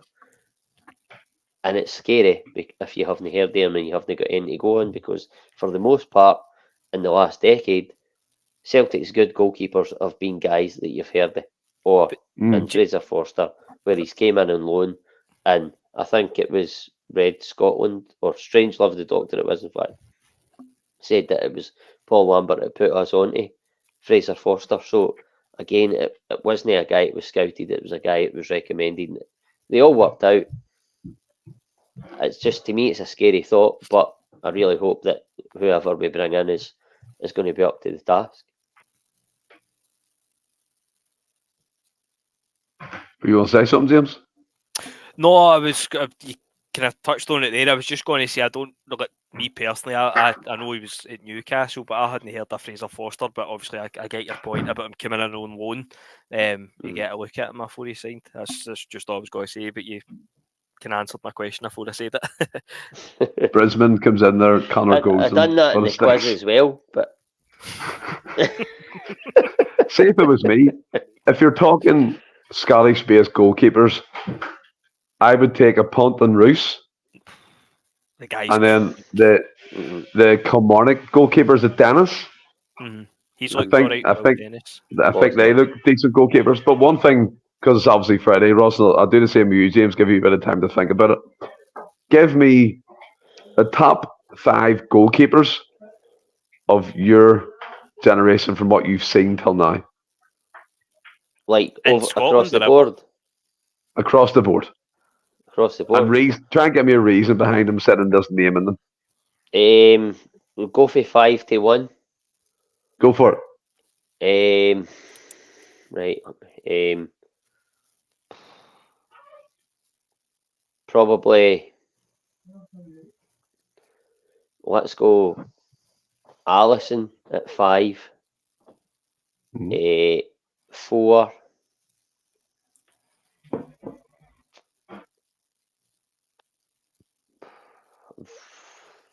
If I had more time to think about it, it might not be the same order, but let's just go Van der Sar, 4. Number 3,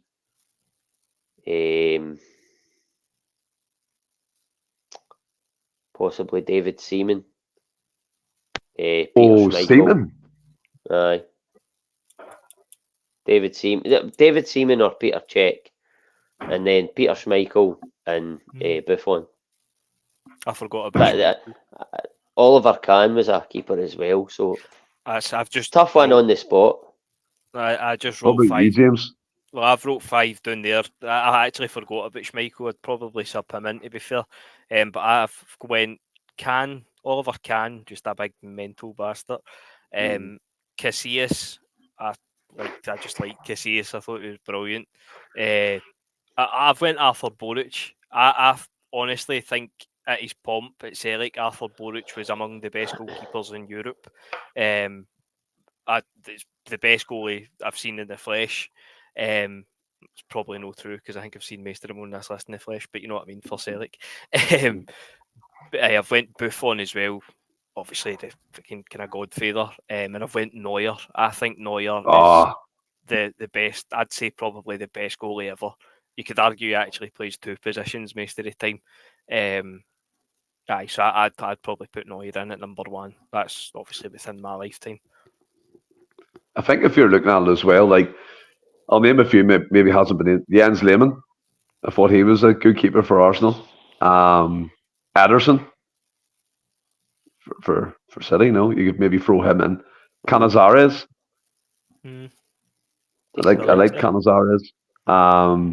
Celtic goalkeepers. I think you're right about Boric. Probably out of all of them, he was the European pedigree. He was probably up there. Fraser Foster for his performances against Barcelona, but you can't throw him in because of that. I mean, Petr Cech, like you said, Ross, before his head injury, was probably the best goalkeeper in the world at that time. Oliver Kahn, I remember him in the games we played against them, and Mackay scored against us for Bayern Munich. So there's been loads of good goalkeepers, do you know what I mean, in terms of that. You could probably go through a whole list of them, like you said, Ross, but I just wanted to see what you would say. Kind of on the spot. As well. Who? Paul Yuka. Who did he play for? Well, he's obviously an Italian goalkeeper. I think he played with Inter Milan. I think he played with Inter Milan. He maybe played with Juventus at one time as well. Yeah. What do you call that? What do you call that Inter Milan keeper that played for them for years? Began to H. Donadoni. Oh no. No. Handanovic. Handanovic. Yes. Yes, Handanovic. 100%. I said that first, but that'll be 11.90, James. To be fair, I think it's about fucking 25-11. See, in terms of, just again to piggyback off what you've said, who would you say is your kind of, how would you word it, like your kind of best number two? It was never a number one goalie at Celtic. Generally speaking, he was a number two. At Celtic? Aye, so like as a Luska, for instance, he might be the answer. To be fair, but never number one, but generally speaking, a number two. Fucking hell, that's a hard one. Headman. He was brutal, man.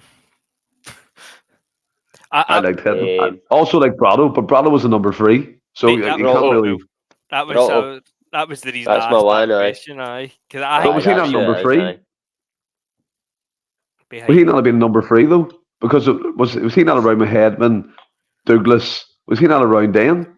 I bet he was probably the first. It's not Douglas, but he was probably the first. What do you mean it's not Douglas? Of course it's Rob Douglas. it's a guy Fucking with a duck. Douglas. Franny where says was it? David Marshall. Where was it? Celtic won the European Cup. Lisbon. Ah, Lisbon. He usually Fuck says you. Lisburn. That's some upper row from me, you wee prick. Why would I say Lisbon? That's what you Fuck's say. sake. The No, it's Lisburn not. Lions. You're a fucking clamp. I swear to fuck. Right, I'm going to come back into them, right? Come back into it, right? James, I'll start with yourself. Right, this is key to because I've done this on the boat over Iran. It was actually a good laugh over a few beers. Right, give me from well, we're basically the same age bracket. So from 2000 till now, give me your 5 most underrated Celtic players.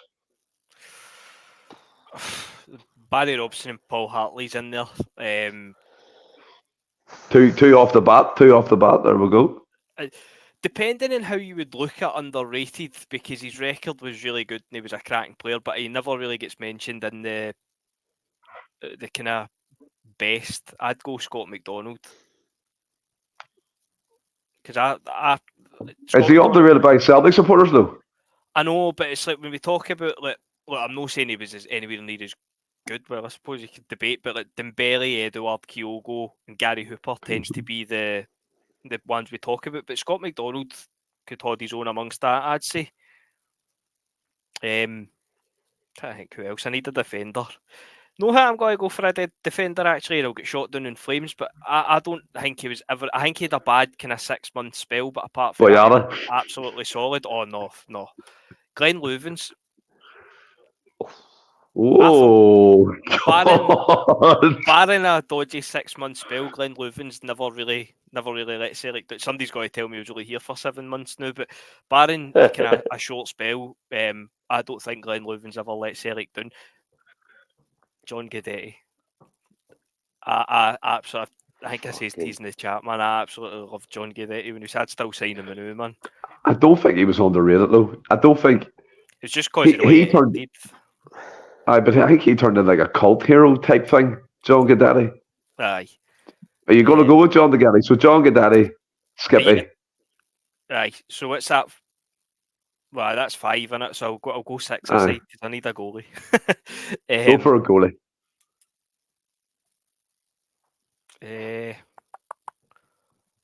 Try to think who we've had. Just throw one out. Like fucking. Just for talk's sake, when I got asked the question, I said Brado. Aye. Well, to be fair, that was the answer to my number 2 question. So I'd say Brado. To be fair, there isn't. It's kind of slim pickings because it was like Zalewski, then we made that Logan Bailey, and then we went through that phase of Mark Brown, aye, the third choice goalies. I know your Kamenars, Oberschmidt, Noring, and all that came in weirdly for 6 months. Remember that? Oh my fuck! That was Lennon, wasn't it? They kept signing third choice goalies on 6-month loans for absolutely no reason at all. Yeah, crazy. What about yourself, Ross? Surely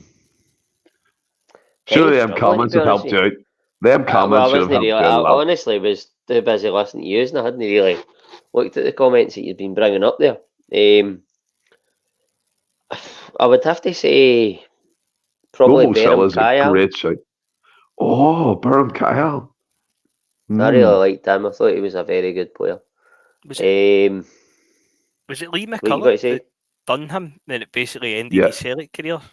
Mind that game? I think it might He be was on this for a one. Player of the Year season as well that year. 5, did you say? Mm-hmm. That's a tough one. Momo Silla. That's not a bad shout, mate. Aye, it's not a bad shout. It wasn't me. It was in the comments. I'm just giving you names. Was it? Lee Naylor. It's better than the other left back I thought you were going to say, to be fair. Here, Franny, I'm of the left field one. Evander Snow. Correct there. Oh, Evander Snow. No, he was fucking gunning, Oh, man. come on. He wasn't that bad. No way. Was it mind the Milan? Was it Milan in the last 16? Fucking Kaká was in the form of his life. Fucking Ballon d'Or year, and he just let him run past him, man. Aye. I was Neil Lennon, mate. What have I got to? Lee Naylor and Berham Kyle. Would you say Steve Guppy. he was alright? He was alright. I don't Bobby think he was Pata. underrated. Brisbane. Bobby Pata. Fuck you, Franny. Prick. Oh, that's a wind up. I don't know, man. It's quite a hard one. Think of it like, right, so you've got Lee Naylor, defender.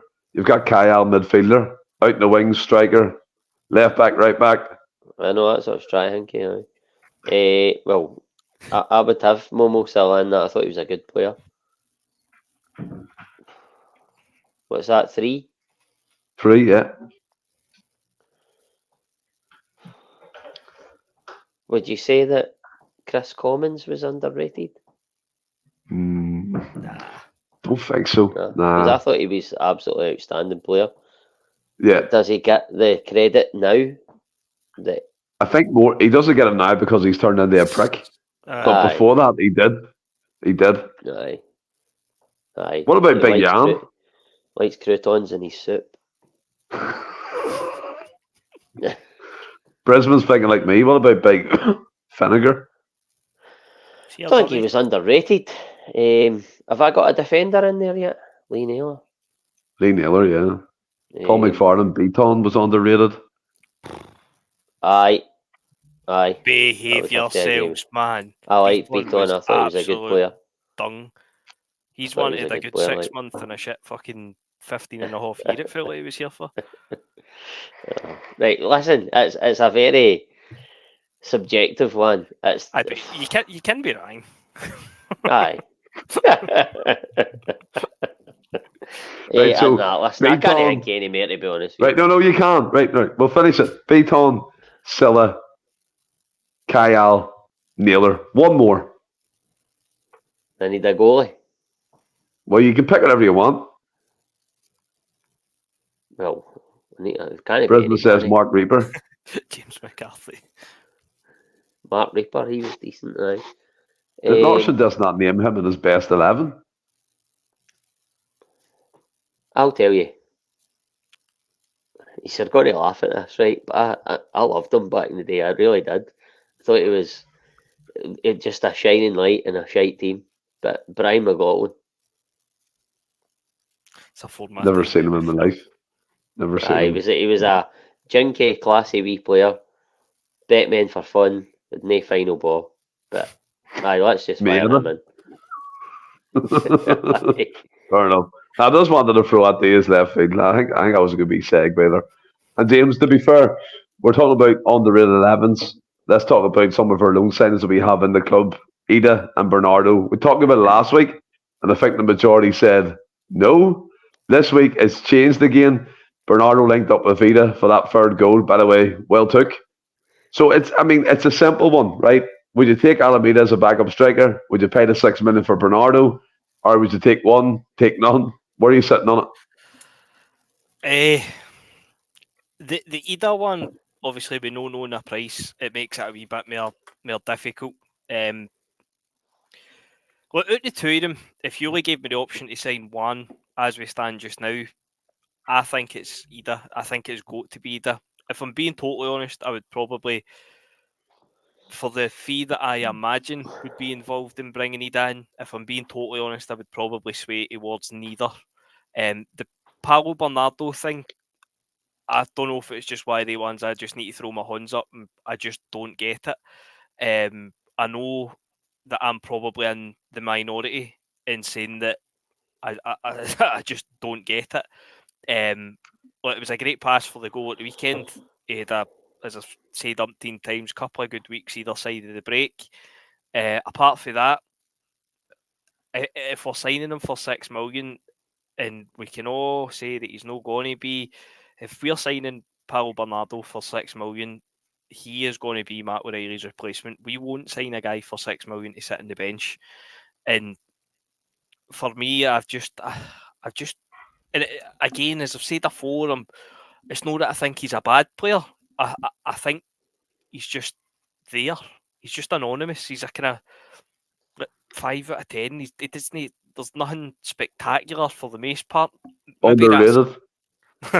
maybe to be fair, maybe that is a good thing to have somebody like that. But if you're paying 6 million for him, like the thing about him being Portugal's under-21 captain, really does that constitute paying 6 million to sign for us? I mean, could we name England's under-21 captain, Brazil's under-20? Do you know what I mean? So I don't know how much I weight. could.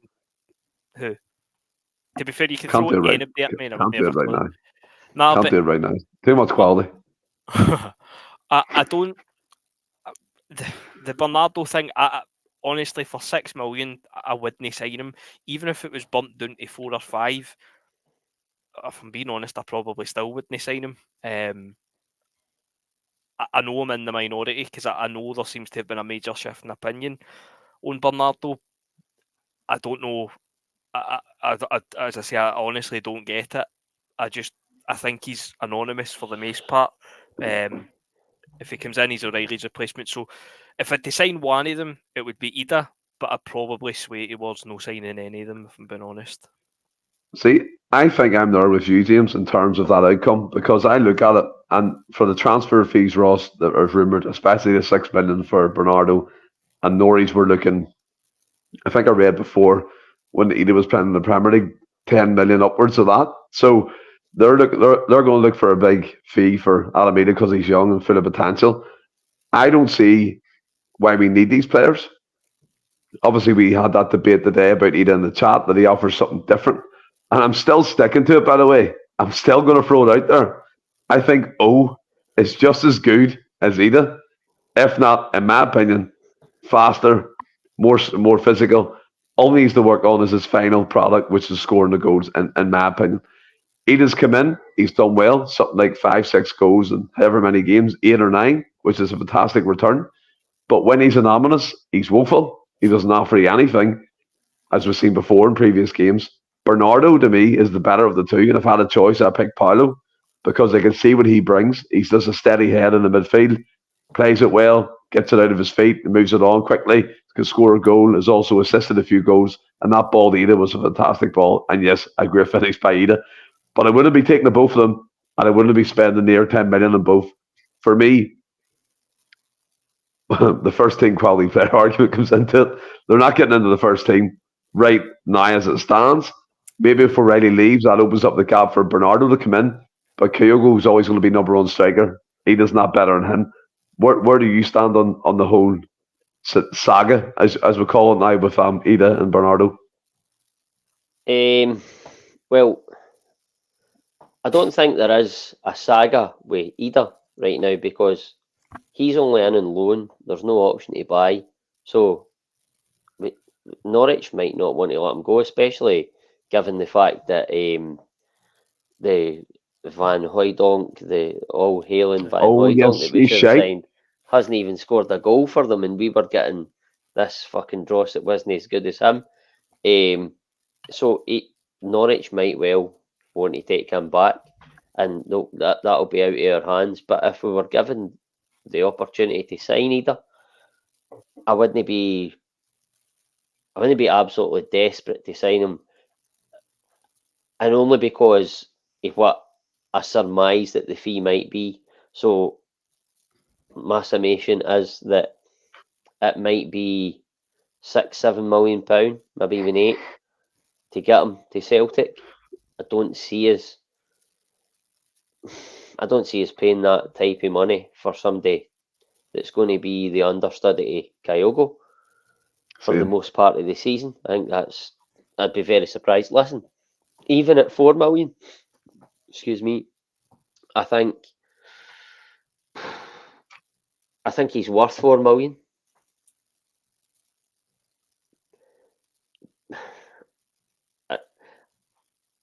He came in at Celtic, right? And I said at the time when he came in, people were slating him and stuff like that. And I said, if he comes in and he gets 6-10 goals for Celtic, that's what they've brought him in for. Somebody to add to our attacking prowess. And he's done that. You can't slate the guy. But over the piece, when he gets a start, I don't think he does enough in games. He's quite anonymous at times, but he's come up with some really big goals. And I think Brendan Rodgers listen, we all said we wanted a striker in. Brendan Rodgers got a guy in last minute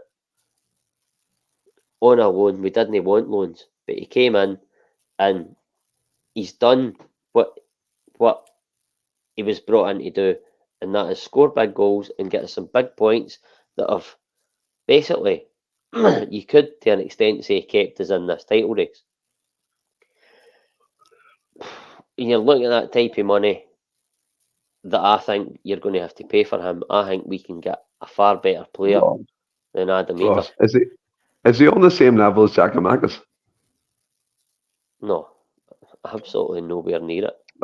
That's my point, really.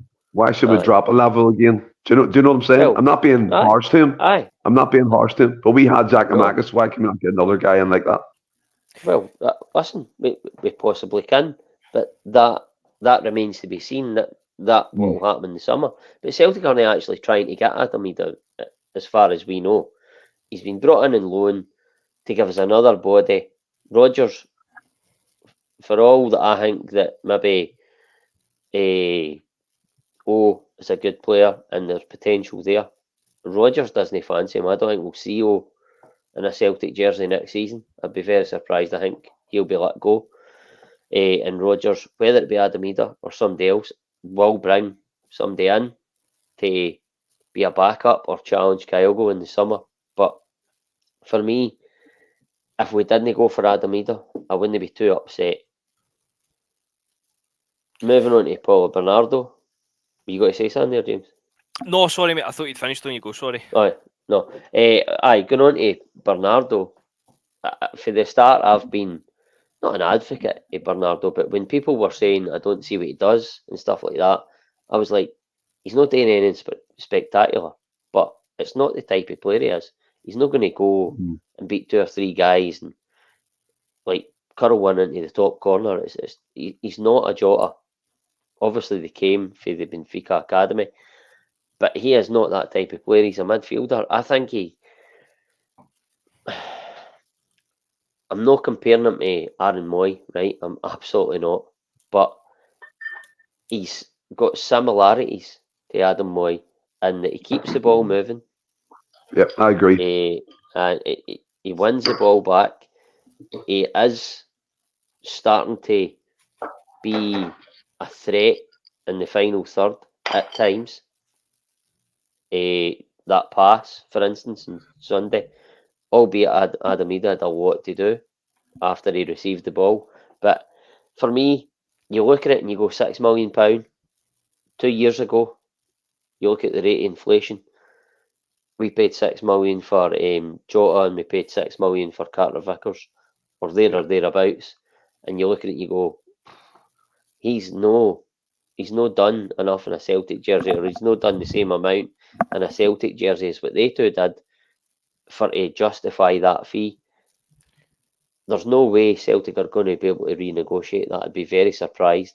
But knowing that we'll probably lose Matt O'Reilly, I think 6 million is probably right now too much for Bernardo, but I think there's a lot of potential there for him to be a 6 million plus player.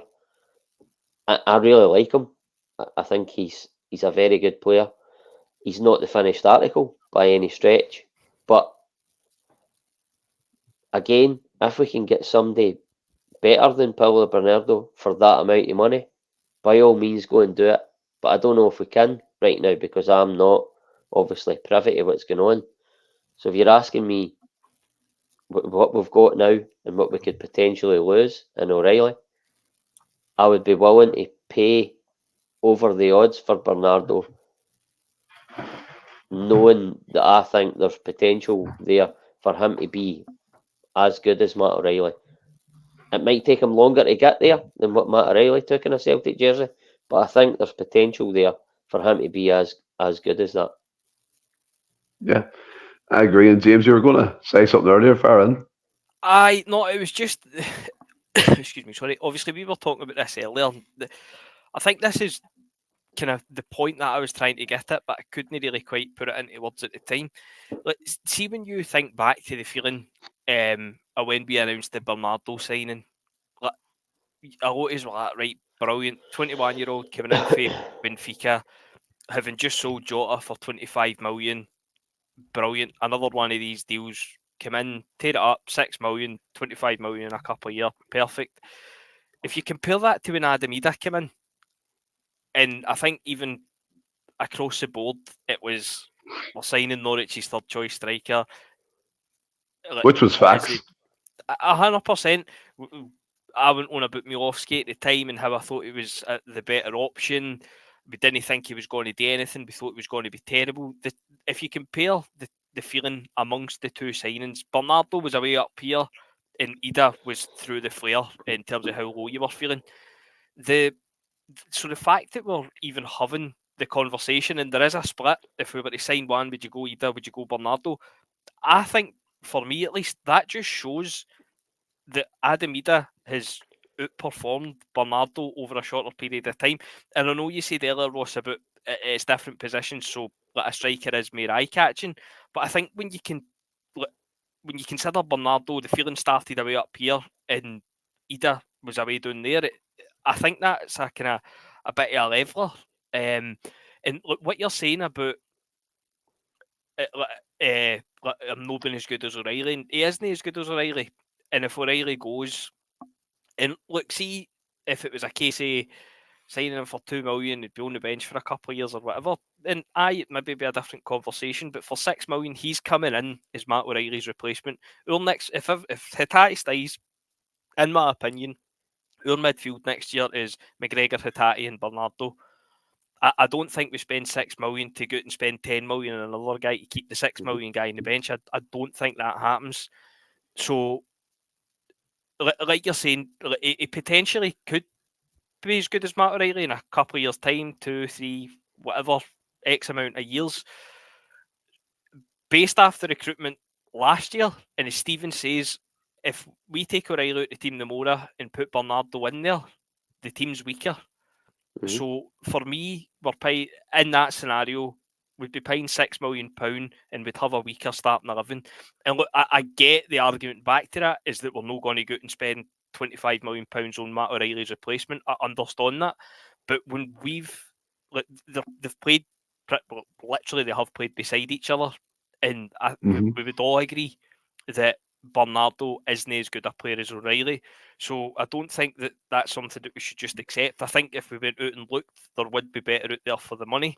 And again, maybe that's really harsh on Bernardo because I don't think he is a bad player, but I don't think he's good enough to replace O'Reilly, which in my opinion he will do, and come in and be a regular starter for us. I think he just goes missing in too many games.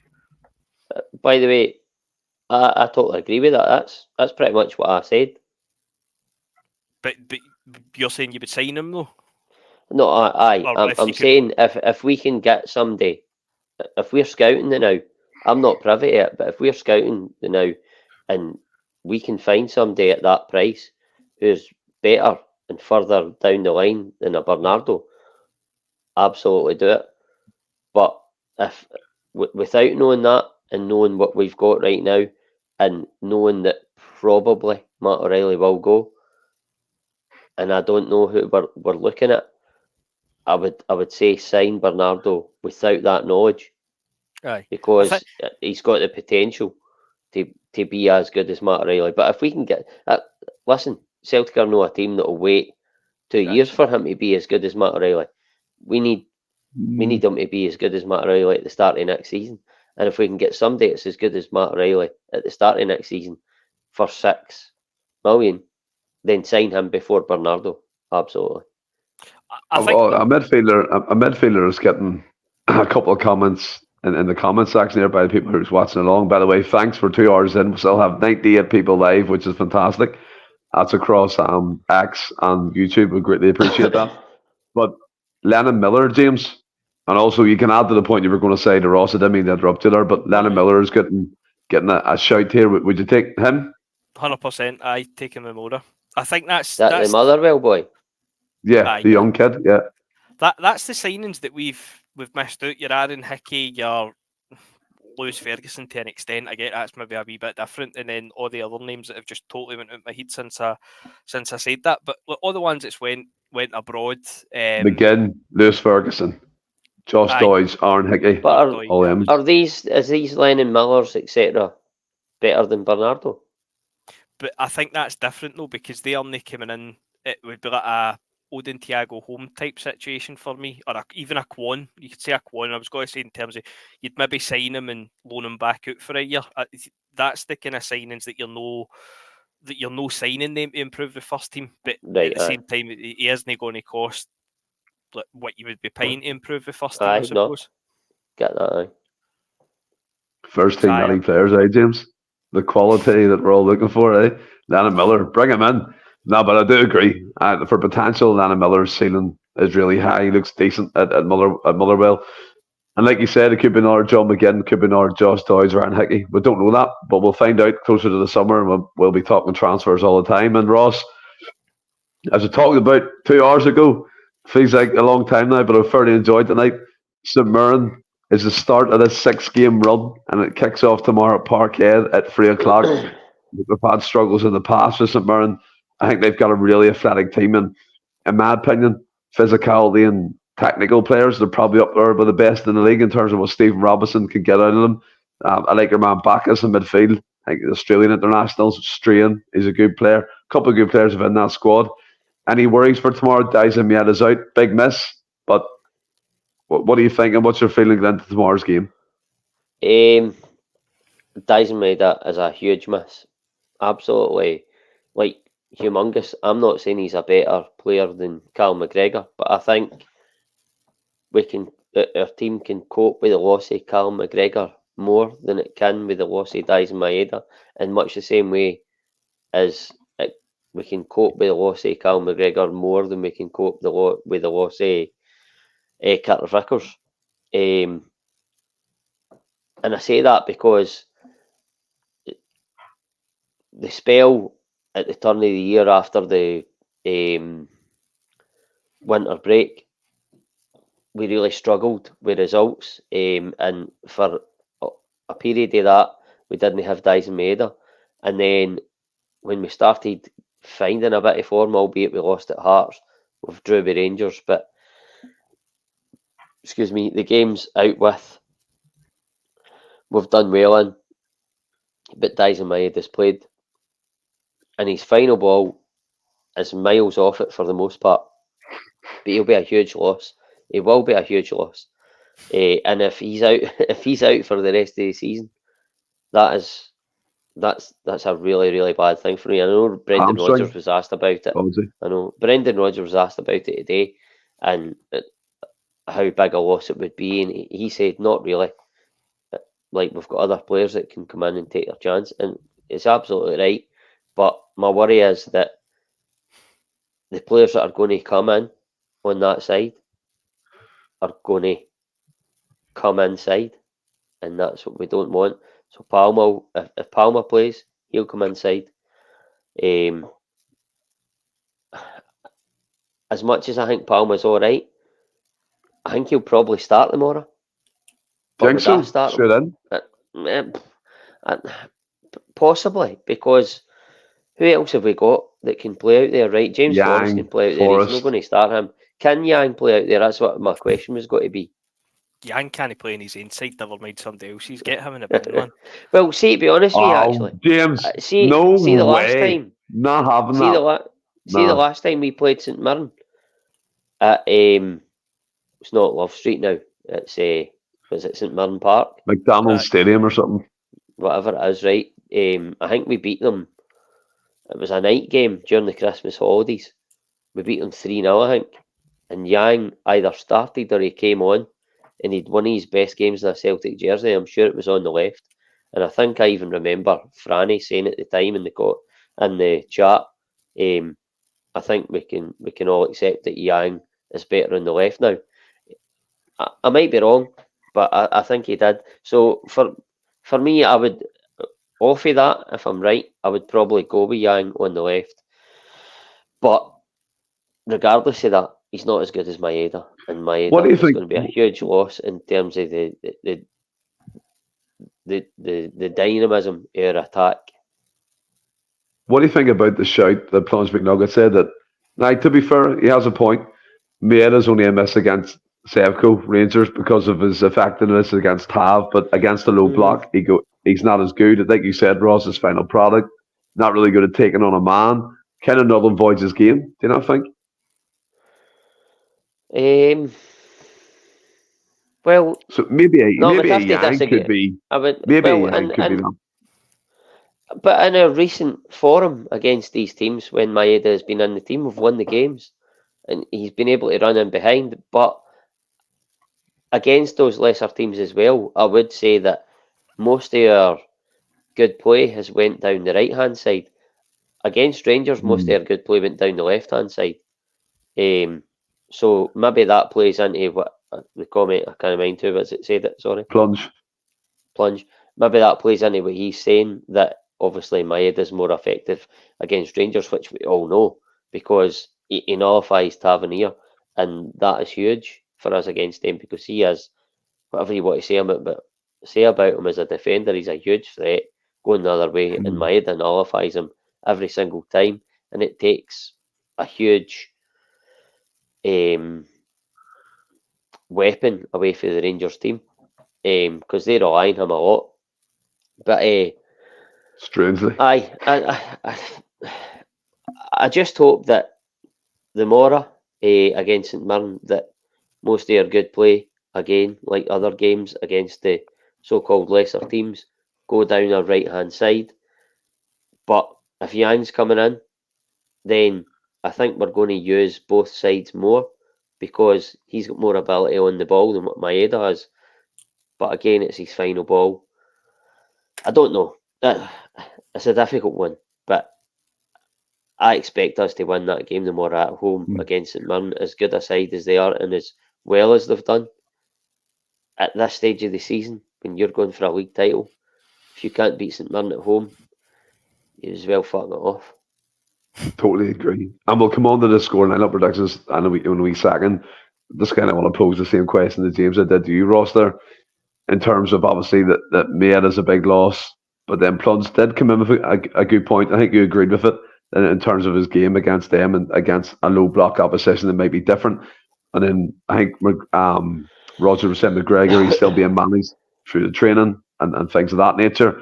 So there is different wee parts that might be changed for tomorrow's game. But what's your feeling into it? I know Stephen Robinson, like I said, has his teams athletic, quick, dynamism, like Ross was saying. They've got that abundance, in my opinion, in terms of pressing and being physical, maybe not the technical and talent side, but they've got the rest of it. You worry about tomorrow? Because like you said at the start, these games can be the difference makers towards the end of the season. I don't know if I'd say I'm worried. I think we'll get it done. I think it'll be, dare I say it, relatively comfortable. I just think touch wood. We've kind of had a go at Rodgers at numerous points this season, but this is the time where he needs to earn his wages, and I think, I don't know if you have noticed it, but for me, just in his kind of press conferences and his interviews in the last few weeks, there's been a bit of, I don't know, he's a bit more bullish. About time. Fucking placid during the season, like. No, mate, I agree with you. But I think it's weird to say after sorting him for a month, for a year. But at this point, I have probably got a wee bit of confidence in him at this stage in this scenario. This could all change come half five the more, to be fair. But I like the way he's been kind of talking. It's like a kind of quiet confidence, and it's no like at the start of the season that'll see you back in May. Like that was set up to come back and bite him in the arse. But it's a kind of like, we'll take care of our own. We'll get our own house in order. We'll take care of business, and we don't need to worry about anything else. It's no kind of braggish. It's just kind of a quiet confidence, which I think in like the first half last week reflected that. Obviously, second half the game changes, but I fancy as the Mora. As I say, I think it'll be relatively comfortable. But the Maida thing, I actually I would agree with Plunge. To be fair, I think his biggest miss is against Rangers. I've said umpteen times there's games which just don't suit Maida. When you see his name in the team sheet, you know it's going to be an empty jersey, and it's just going to be frustrating when he gets by and then fucking puts into Rose head or whatever. It can be frustrating at times. Yang, no for me. Oh, James, come on. Yang's a good player. Yang, see, know what's happened here? Know what's happened? See that schoolboy error he made against Sevco? It seems that people are really honing in on that. No, I don't like AJ was a bit to blame for that. Like Yang to me excites me more than Palma. I like Yang. I'll never waver from it. Never waver from that. Mate, and there was this myth kind of peddled that Yang had come on to form. Then he gets sent off against Hearts. Yang played good against Dundee. That was one game. And then he gets sent off against Hearts. And then he was suspended. And then he came back. Palma or Yang? Palma. Well, 1,000,000% Palma. I don't get the Palma hate. Look at the comparison, the stats, the numbers. I get Palma. It's frustrating. But when I compare him to Yang, there's only one winner, and it's Palma by a distance. Like the Yang thing, genuinely, and it might be harsh, I might be talking rubbish, but in my opinion, Yang has played 2 good games for Celtic. It was Aberdeen batting, was it either October or November, when we hammered them at Parkhead, and then the Dundee game, was it 7-1? That's 2 games I think that Yang has played well all season. Not necessarily saying he's been bad in every other game, but just in terms of him being a standout player, it's the 2 games. And it's not even with the benefit of hindsight when I talk about last week. I might have even mentioned that last Friday about James Forrest, and I know I take the piss when I say about him being the best winger at the club off the back of Rogers' comments. You do. But I'll never understand why that wasn't the substitution last week. And it's not as if James Forrest has been out in the cold for ages. When he's come on, he's looked really good, obviously scored these goals. But I just don't get the Yang thing. For me, the Mora, it's got to be Kuhn and Forrest. Forrest is due a game. Forrest has to be due a start. If no Forrest, then Palma. But I think it'll be Forrest and Kuhn. And honestly, mate, I would sell Yang yesterday. He's never really going to make it here. I'm willing to bet a pound to a penny now he won't make it here. I don't know why you don't like Yang. I'd rather him over Palma. I think all day. Mental. Honestly, compare them, and look, Yang. I know he's been out more than he's been in, but he's still played a few games. And as I say, off the top of my head, Aberdeen, I think it was October, and then the Dundee game 7-1. That's 2 games all season. So they just doesn't date for me. I just don't see it. I don't think he's got the brain. I don't think he's got the bottle. He looked like a rabbit in the headlights when he came on, and that's even outweigh the. For me, he plays part in both the goals. McGregor admittedly takes maybe the blame for the first one. It's a shocking pass, but Yang's still on his heels. I think Yang is the most exciting winger we have. in terms of chicory, playing on the edge, quick. And yes, is he inconsistent? 100%. But he's young, James. He's really young, and he's coming from Korea. Do you know what I mean? Like, I think he'll make it. 100%. So. I honestly, what about you, Ross? Because he doesn't like Yang, but where do you sit in this one? Just as a Celtic player, not for the Mora. Just as a Celtic player, to be honest. Just in general, as a Celtic player. I would agree with Stephen. I think he's our most exciting, tricky winger. He's got all the attributes. He's got all the attributes that you would expect for a Celtic winger. That probably none of our other wingers have. Possibly on the evidence of what I've seen in the last few weeks. Kuhn comes close to that, but he's not tricky. He's more direct. Is Yang tricky though? Really? I think he is. Yang's tricky. Yang's full of tricks. I think he is. Listen, I think I'm going to use that word again. He's raw. He is. There's no getting away from it. But he's very tricky. And I think there is massive potential with Yang. But right now, like if this was the Yang we were going to get, and there was no ceiling, there was no development, then I would be like, sack him. He's not good enough. But he's got so much developing that will happen under Brendan Rodgers if he is going to be here for the foreseeable, which I think he will. I think Yang has enough. He's shown enough to me that he could be a good Celtic player. He's not by any stretch a good Celtic player right now, but he's got all the attributes that he could be. It just needs brought out. Give me your score and lineup prediction, Ross. Score will be 3-1 to Celtic. The lineup will be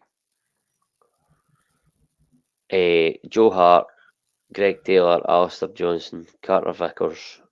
I don't think Scales is fit. Is that right? He's out. It's probably going to be Welsh, I would imagine. No, Norowski. Oh, you're doing yours. Sorry, I'm debating with you. I'm just thinking who Rodgers would pick. I think it'll probably be Welsh. Midfield will be Awata, Hatate, O'Reilly, Kyogo, Kuhn, and I'm going to go. I've talked up Yang, but I think he'll probably pick Palmer. Okay. And James, what about yourself?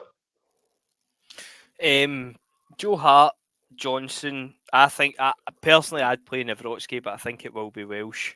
Welsh, Scales, Carter Vickers, Greg Taylor, Iwata, O'Reilly, Hatate, Forrest and Kuhn on whatever side you want. I think James Forrest is due a start. I think he deserves a start. Kyogo up front, and then bring Palma and McGregor on for the last half an hour or so.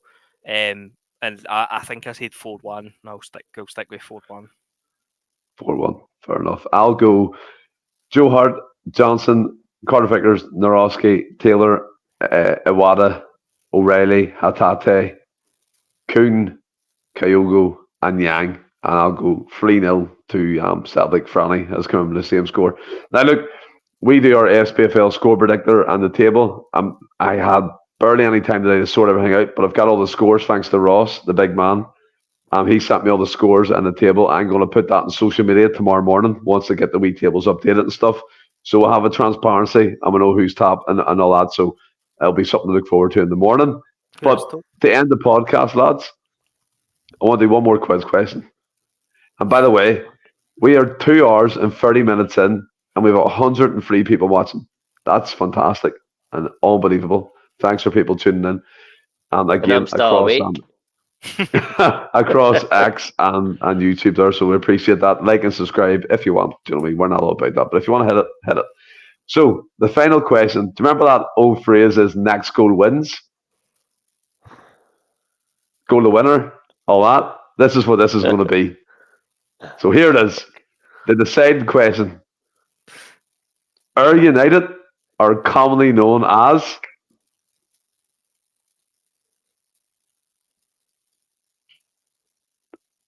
I don't think I know that. I thought it was going to be their park. I don't think So I know I that. came with that as. Their nickname. Basically their nickname. Comments off, Ross. You've not turned your comments off. Oh, I need a huff. Sorry, but I wasn't looking genuinely.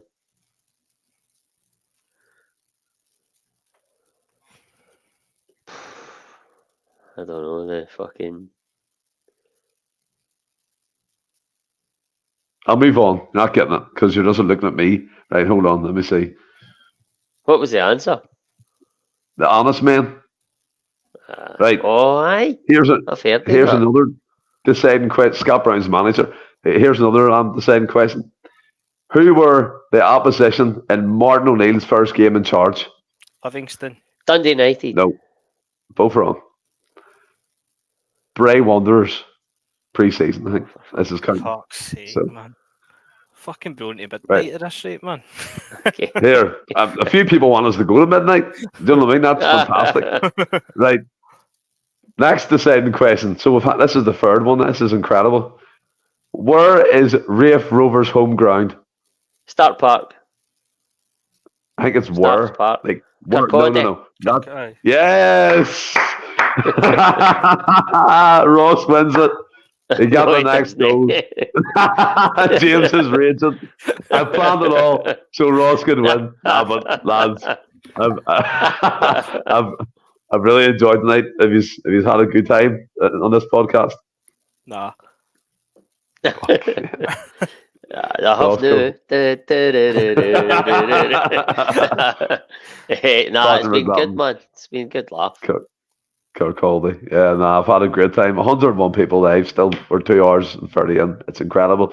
But look, we're going to call it there. Again, we're playing St Mirren tomorrow, so we'll be back Monday covering it all in terms of hopefully it's a great result. And look, from all of us, stay well and keep safe. Hail, hail.